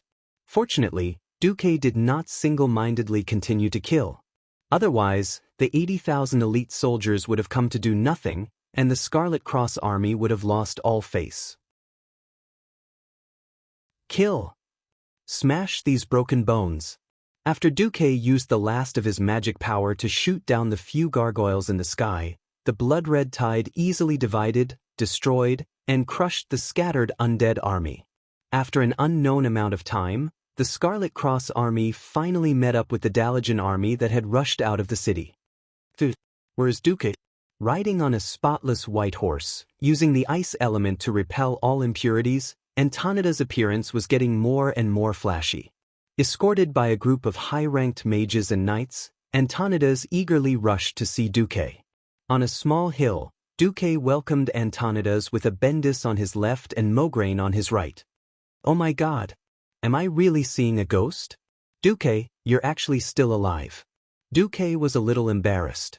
The next second, Antonida's words made Duque a little unhappy.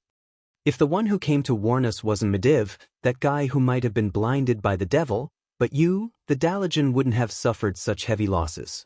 Sigh, why didn't you come back earlier? This was not a joke, but a real complaint. You're tuning in to the Wang Lin's Journey YouTube channel. Don't forget to subscribe and join us on this journey to catch the most captivating stories.